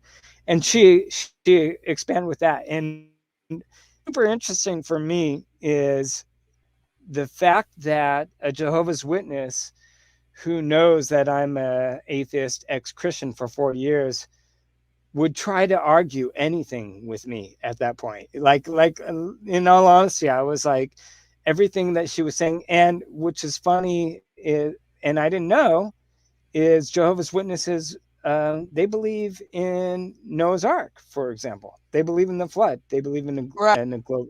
I didn't know that. They believe in global flood. So we were like getting into that, like we were I was kind of like, it makes absolutely no sense that a God has the same logic structure as humans. And I was getting into the fact that like a God could have the same logic structure as ants, or any animal, if God wanted to talk to humans and in the same logic that we deal with logic, like God could talk to ants in the same logic that ants deal with logic or lack of logic, right? It's the same, right? There would be no difference. Seems to be pretty logical, actually. Yeah, I mean, it would be no difference. Like, if like, and so my question was like, why would God prefer humans logic structure and wanting humans to worship that God versus like ant, versus an ant, because it could really talk to ants, it could do that, right? She had no explanation for that. But then that led to the Noah story. And then I like totally gave up my street epistemology right there of questioning, and broke into the, how could you believe in the story of Noah? It's like totally like debunked. Like science has debunked a worldwide flood. And she immediately was like, that's not true. That's not true. I don't believe that. And I kind of shuddered. I didn't mean to, but at that point I could see. You should have brought up the heat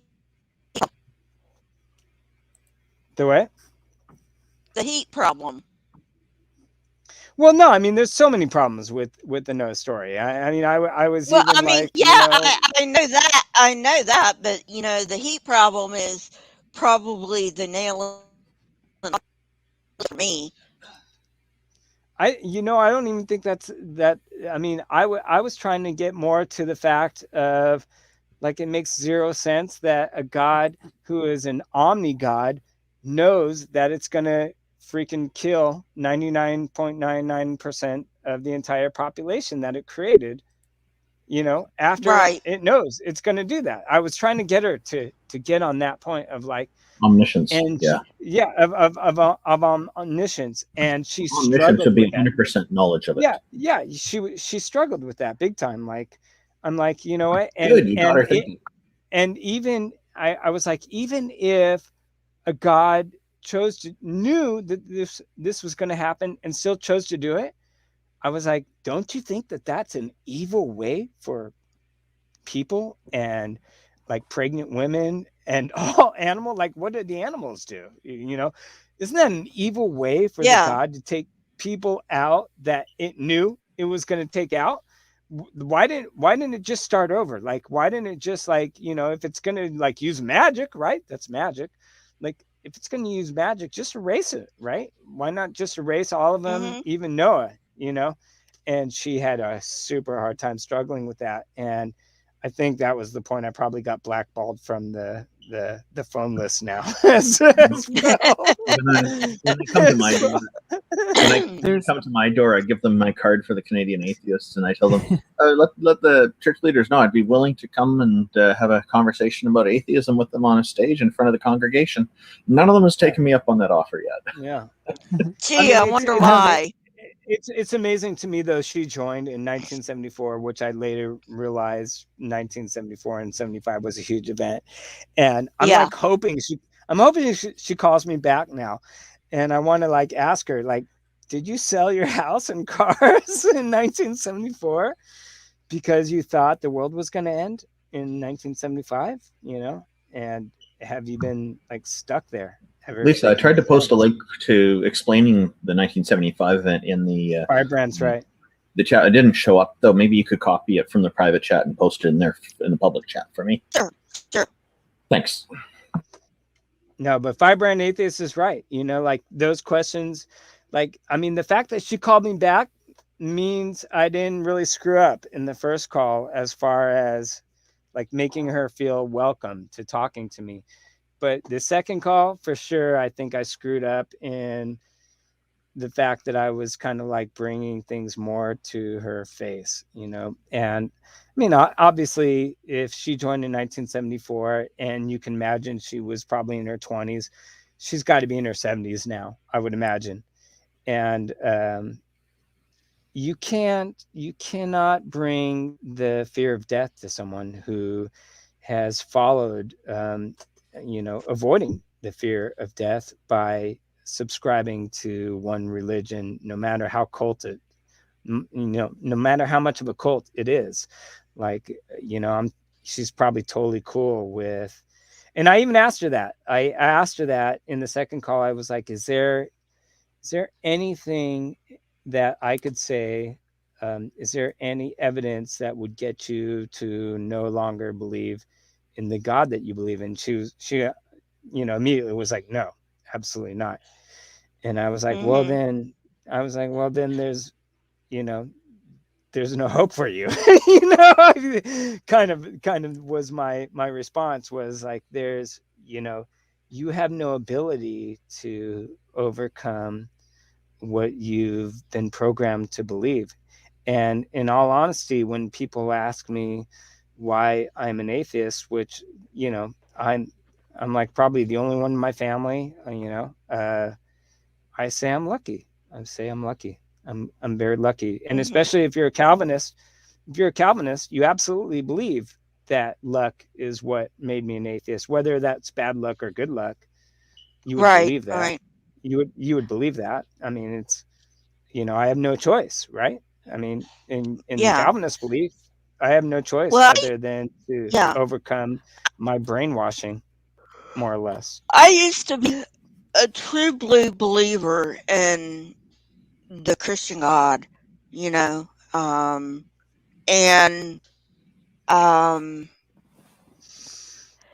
there was a time I would have said, no, there's no way you can convince me. And look at me now. You know, that's why I do this.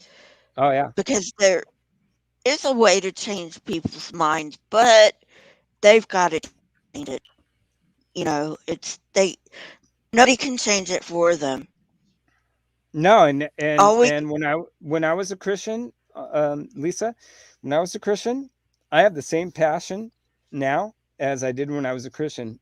And I know for a fact that I had friends who were not Christian that I converted into Christians when I was a Christian, which makes me like a freaking horrible person now that I think about that, because really, relationships with people and feeling alive in so many cases is more important than the truth of things. And that's why you have people like Trump getting elected, because people value relationships. And you know, and even I would even say that church and religion provides a community aspect and even a psychological aspect for people like who aren't going to a psychologist or a psychiatrist, to be able to think of a God, and when you have a problem and say, you know what, I forget this problem, I'm going to leave it up to God,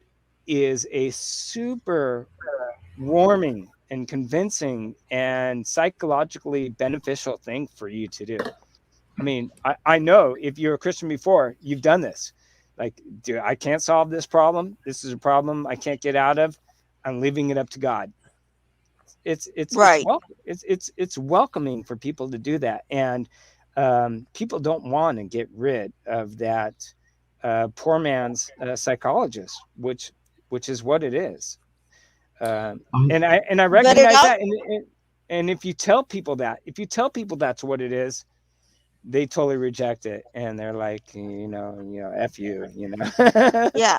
You know, but it also takes people's power away from them. Yeah, you commented about there was a brief comment earlier about the converting people or deconverting people. I make sure the best I can that I'm not doing that. I don't want people to feel like I'm trying to get them to change their minds. Yeah. I just want them to Right. consider new ideas, and because I know that if it resonates with them, they will change themselves. And to me, that's the best thing, because I think one of the most important things is that we have this intellectual sovereignty, I like to call it, our own free will to choose for ourselves and make up our own minds about things. I call that intellectual sovereignty. Yeah. I think that's a nice way to describe it. It's important, because if a person isn't pressured to make this change and they just figure all that out on their own, then it's a more genuine change, and it's going to be, they're going to be more comfortable with it, like truly, deeply more comfortable with it. And, again, I don't have a problem with people believing things. Where I have a problem is when they try to push it onto others. And so I feel for myself, it's very important that I do not try to push it onto others. And that's why I don't try to convert or deconvert people. And the more you pressure and push someone, the more they dig their heels in, typically. Most people, yes. Most people. Yeah. Some people will go along with it. They don't like the pressure, they'll just go for it. But most people will push back. You're right. No, and I even think that there's probably a percentage of, I think the more educated you are in the Bible, the more of an apologist you are. Probably the more you are on that line of, I could not believe this. But if you're making money from it, if you're a preacher or if you're a YouTube, channel that profits off of it, then you have to make the choice of I'm still going to believe this. And in all honesty, growing up a believer, I didn't know the apologist aspect of it. I didn't know those arguments. And then once I started learning those arguments, my first thought was like, how could any freaking preacher who went to seminary school still be a believer? And so now I have this kind of cynicism of, I kind of have this cynicism of, there's got to be a percentage of these people who went to seminary school or who went to college to learn about apologetics that are way smarter than me, that are probably closet atheists but have dedicated their life to it and came to a point in their life where like it was too late for them and they're making money off of it.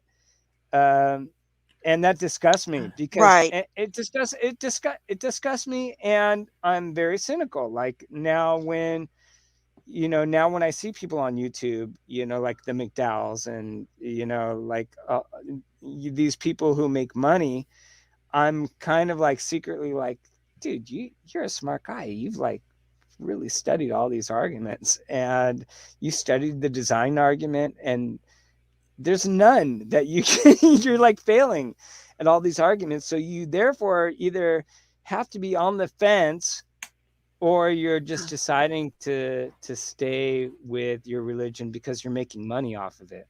One of the problems I have with the on the fence description, and this is not a reflection on you, it's just a reflection on the in general. For sure. It kind of makes it sound like there's an impending decision that's going to be made. Right. And I don't think it's necessary for that decision to ever be made. Yeah, but I guess what I'm saying is, you see certain people who are still in the apologist YouTube, with thousands of views, and their arguments fail when it comes to apologetics. Like it totally fails. You see them try to argue it. You see people like trying to comment on people like Pine Creek, and you just see the fail, and you kind of go, is this guy really secretly not believing in his God, or does he believe in his God and he is still willing to defend it at all costs, or does he secretly not believe in his God, but he's staying with it because he makes money off of it? And that's my cynicism. When I look at these people, I automatically have that, like, you know what? I was that Christian. I was that person who believed. And even when I started delving into the occult or Asian, philosophies, there was that very easy, I could switch over to this. I could switch over to being a Buddhist. But once you become an atheist and realize that the supernatural is just that, it's outside of nature and you can't prove it, you kind of stop believing in all these superstitions, right? You kind of do. And in general, like for me, I don't really believe in ghosts anymore. I don't believe that, I don't believe in superstitions. I don't believe in things outside of the supernatural. And it's funny to me when people debate with me and think that I will switch back into being a Christian, much like I could switch from being a Christian to a Muslim, or much like I could be a Christian to a Hindu person. No, it's not like that at all. It's a light that has come on. It's a light that is switched on that says, I no longer believe in the supernatural at all. And it's very difficult to convince me otherwise. Like, there's no way you're going to convince me to be a Muslim. There's no way you're going to convince me to be a Hindu, or there's no way to convince me from being a Catholic to a Protestant. That's all gone. That was all on the table before when I was a Christian. I think all that stuff could have been on the table. I think this is how it is for a lot of people, actually. Yeah. So I think going my back. road. Sorry. Going back a little bit, I think, like, as far as people doing it for money who don't even believe, I think we do need to have a little bit of sympathy for the people who are like stuck in that, like they're dependent, right on it. Because I mean, well, they that's have what nothing else to turn to. Yeah. Right. That's the matrix. That's the matrix blue pill, red pill argument, right? Should the sympathy continue after they've got their third private jet, though? No, not those people. Like no. I mean, but honestly, even those people are business people, right? I mean, of course, you're going to look at him. You're going to look at him as a fraudulent person who's taking advantage of people. But do you guys know Jonathan Finley, the Word of the Wild guy? Mm-mm. He was an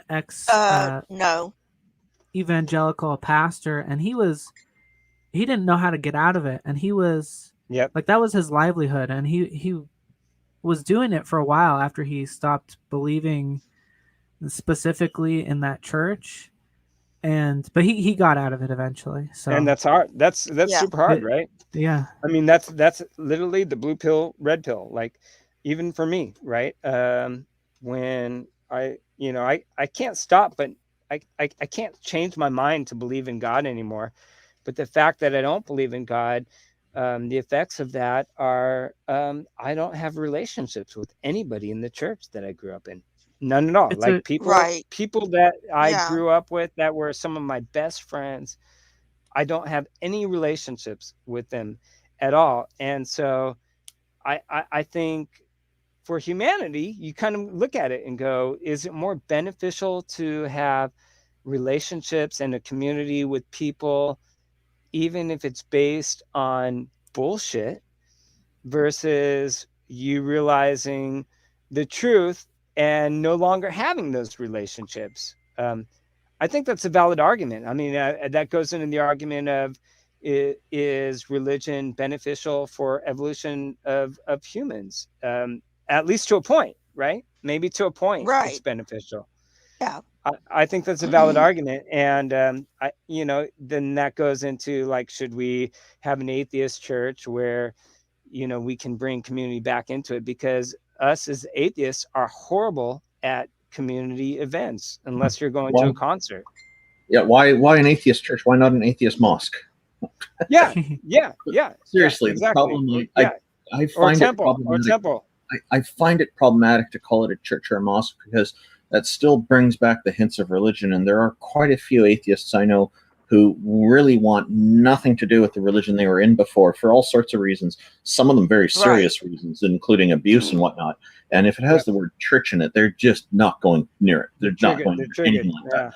I think it's better to be completely dissociated from it, just like how they dissociate from each other. but not exclusionary. Just kind of come up with a name of our own. Right. Like we're going to be organizing events with the Canadian Atheists, and we're not calling ourselves a church or a mosque or a temple or anything like that, and we have no interest in doing that. We're just an organization, and I think that's all it needs to be.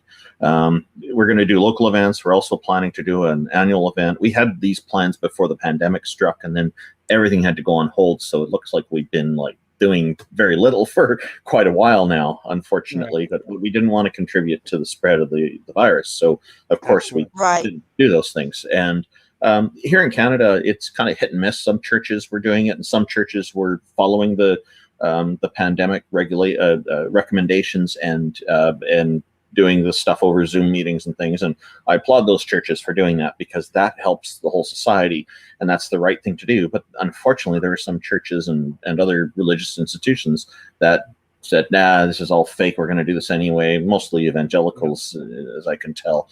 But but it's I'm really looking forward to next year. We're going to be able to hopefully start doing these things again.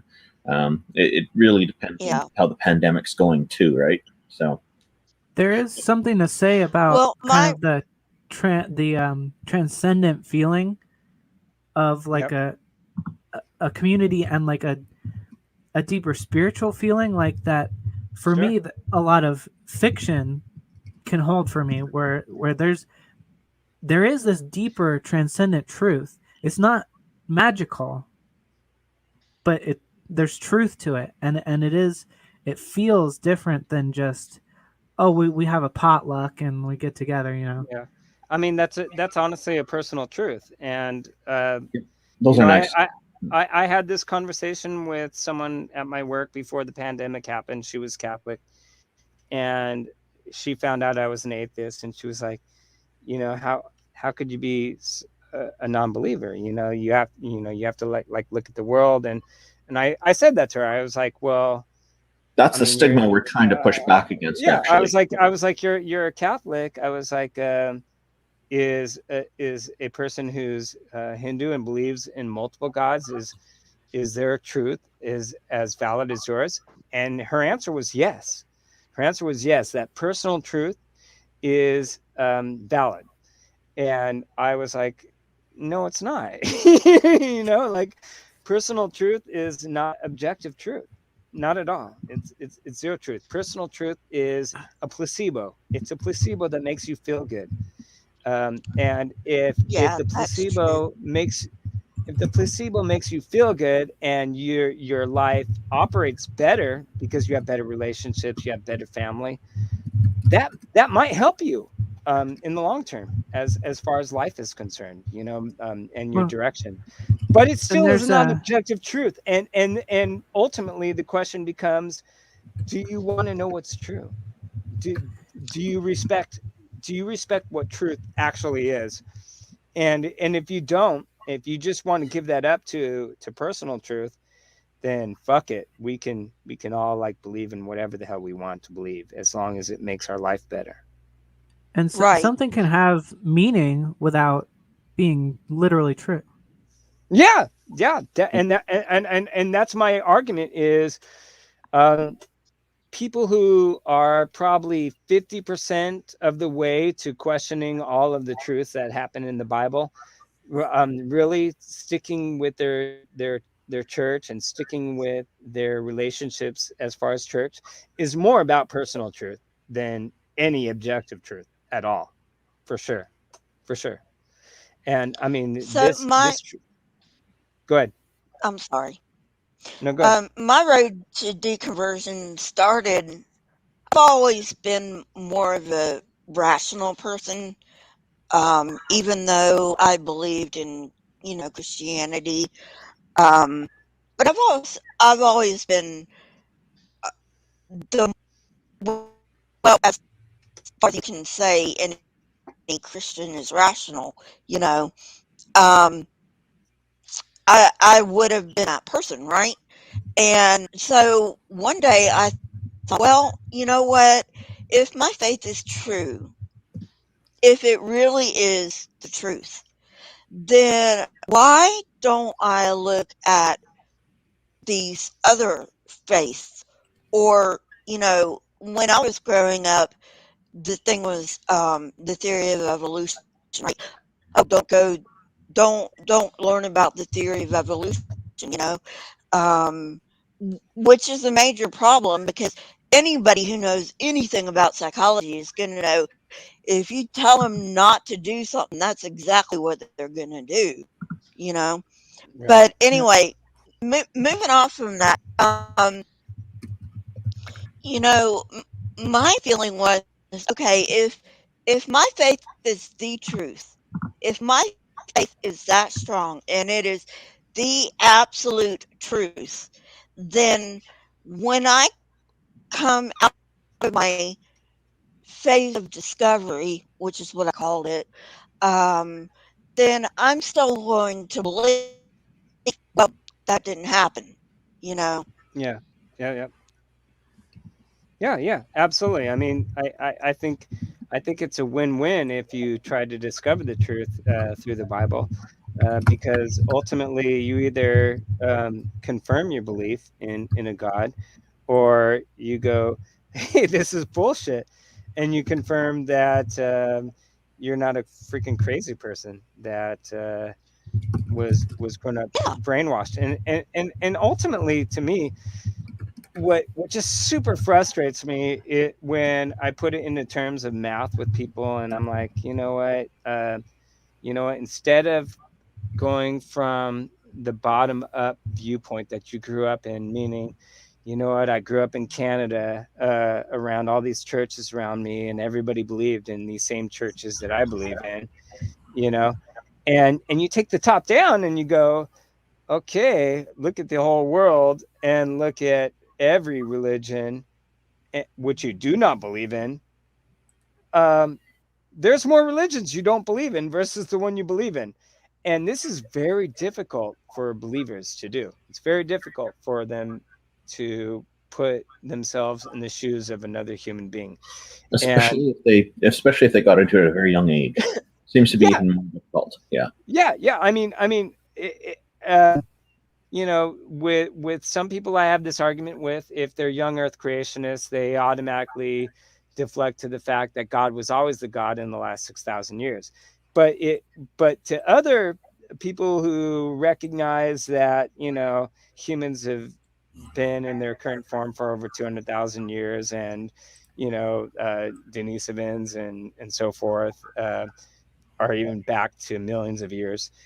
If you go that route and you kind of go, well, ever since religion happened, every God that humans have believed in, they've rejected them all. They've like the Fallout, right? Like if you do an Excel spreadsheet and I just listed all the gods that all of us have believed in the last 200,000 years, we've rejected them all, like from the beginning. And it would make way more sense if the one true God stayed the same from 200,000 years ago, right? We still believe in that dude, right? Now, we rejected them all, and then furthermore, if I say, if you were born 10,000 years ago in Egypt, would you believe in Jesus? No, you're going to believe in the Egyptian gods at the time. If you were born 5,000 years ago in Greece, would you believe in Jesus? No, you're going to believe in the Greek gods. If you were born right now, this day and age, in Saudi Arabia, are you going to believe in Jesus? No, you're not. And so ultimately, just mathematically wise, can we agree that your belief in the God that you believe in is based on where you were born, at what time in history you were born, and your parents and community, right? What they believe. Those things. If those things are the predominant factors in your belief, in why you believe in the God you believe, in which we all can agree is true, right? We can agree that just put yourself in someone else's shoes. I'm born in India. I'm Hindu. Yep, for sure. No way I'm going to believe in Jesus. Once you get to that point, you have to go, well, what's the chances that I was just lucky enough to be born in the right place at the right time to believe in Jesus Christ? It's 0%. It's zero. I'm not lucky enough to just be born a white guy in America under Christianity, to believe in Christianity. No fucking way. Not at all. Zero. 99% that of rejecting the gods that I believe in, I'm going with that math. And that's obvious to me. It is not obvious to any believer, for sure. At the very least, it means they believe in a God who's horrible at spreading his message. Yeah, and convincing right. people. Right, absolutely. That was the same argument I had with the Jehovah's Witness, who was trying to tell me why God doesn't like show himself to people, and I'm like, well, he showed himself to freaking Satan, right? Who still rejected him? Hello? Like, why are you trying to give me the argument that Jesus doesn't show him, or God doesn't show himself to people because he wants people to have faith to believe in him? But he showed himself to all the freaking angels, and he showed himself to Satan, who still rejected him, and he showed himself to Adam and Eve, who apparently disobeyed him. All those people rejected him. All those people, right? All those people were shown God and did not have to have that mea culpa of, well, this is why God is no longer showing himself to people, because he wants people to have faith. Bullshit, dude. I've given you examples of how that hasn't happened. That hasn't happened even when God shows himself to people in your book. It's a bullshit argument. It's so frustrating. Yeah. So anyway, I do have to get off of here. Kind of tired. But thank you for coming, and I really do appreciate it. We had a really good discussion. We started off with what is atheism, and then we just veered off totally, which is fine. Open rooms do that. It's fine. And then, we got back on the topic. So, but I would point out that JRobin, I think is his screen name, he just, his quote unquote reasons for believing in God aren't really reasons. Basically, what it comes down to is he believes in God because he believes in God. And I would ask them, why do you think the Bible is true?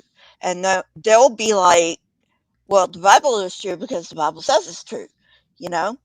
And I'm like, what about the Quran? The Quran says that. So why don't you believe the Quran? Well, that's a false book. Well, you don't know that. I mean, it says right there that the Quran is true. So, if you believe the Bible, because the Bible says the Bible's true, why aren't you believing the Quran when the Quran says the Quran is true?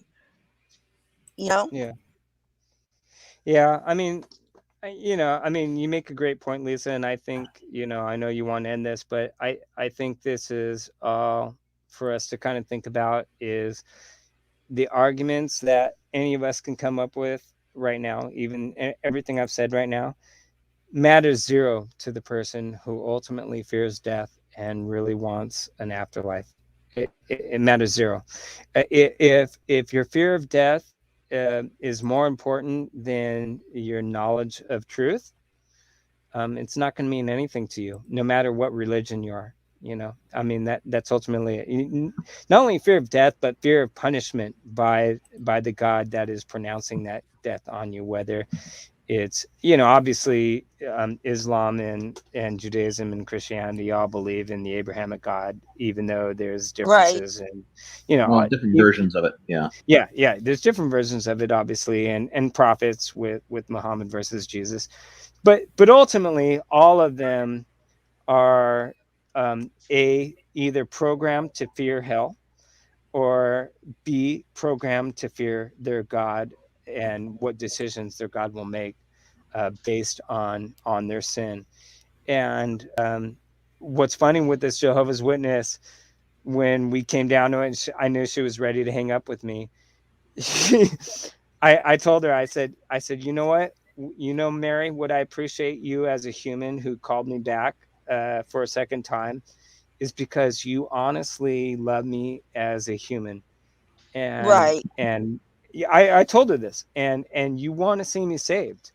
And I said, I think that's very valid. It's a very valid point. You are a volunteer for the Jehovah's Witnesses who are calling me on a callback, knowing that I'm a disbeliever. I'm a blasphemer even, and it's because you love humans enough to want to save me.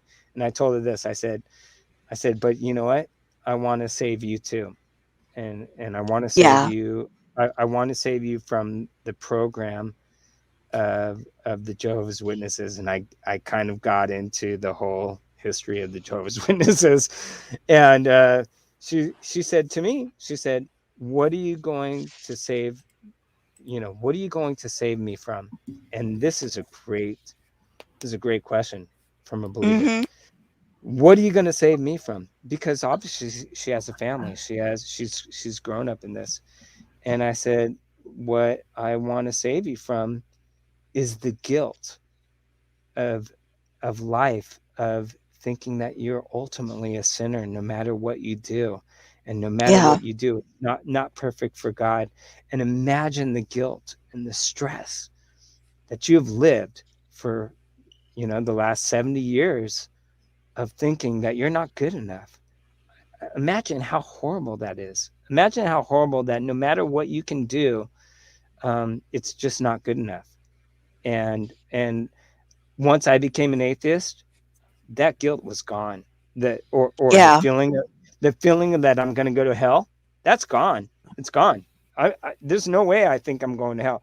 And she said to me, she said, so you think when you die, you're just dead and that's it? And I said, that's exactly right. And I said, and that's way better than thinking that you're going to go to hell because of some sin. It's way better. It's way better. So that's all I have to say. Okay, well, thanks for coming, Soldier of Science, Randolph. Thanks, Randolph. Yeah, Snake was right.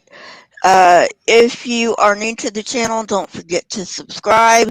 If you like this kind of content, I don't really do open rooms, but every now and then I will.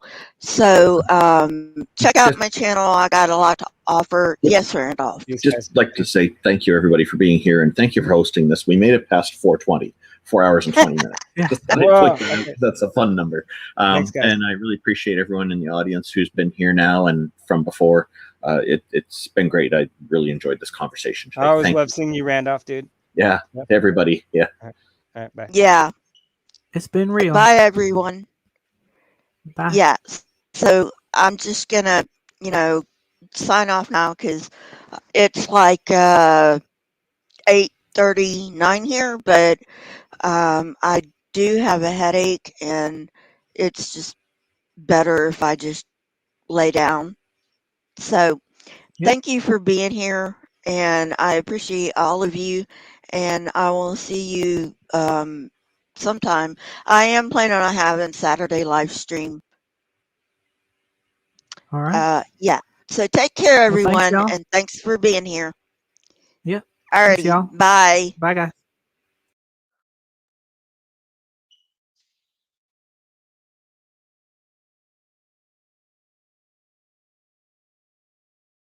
God bless.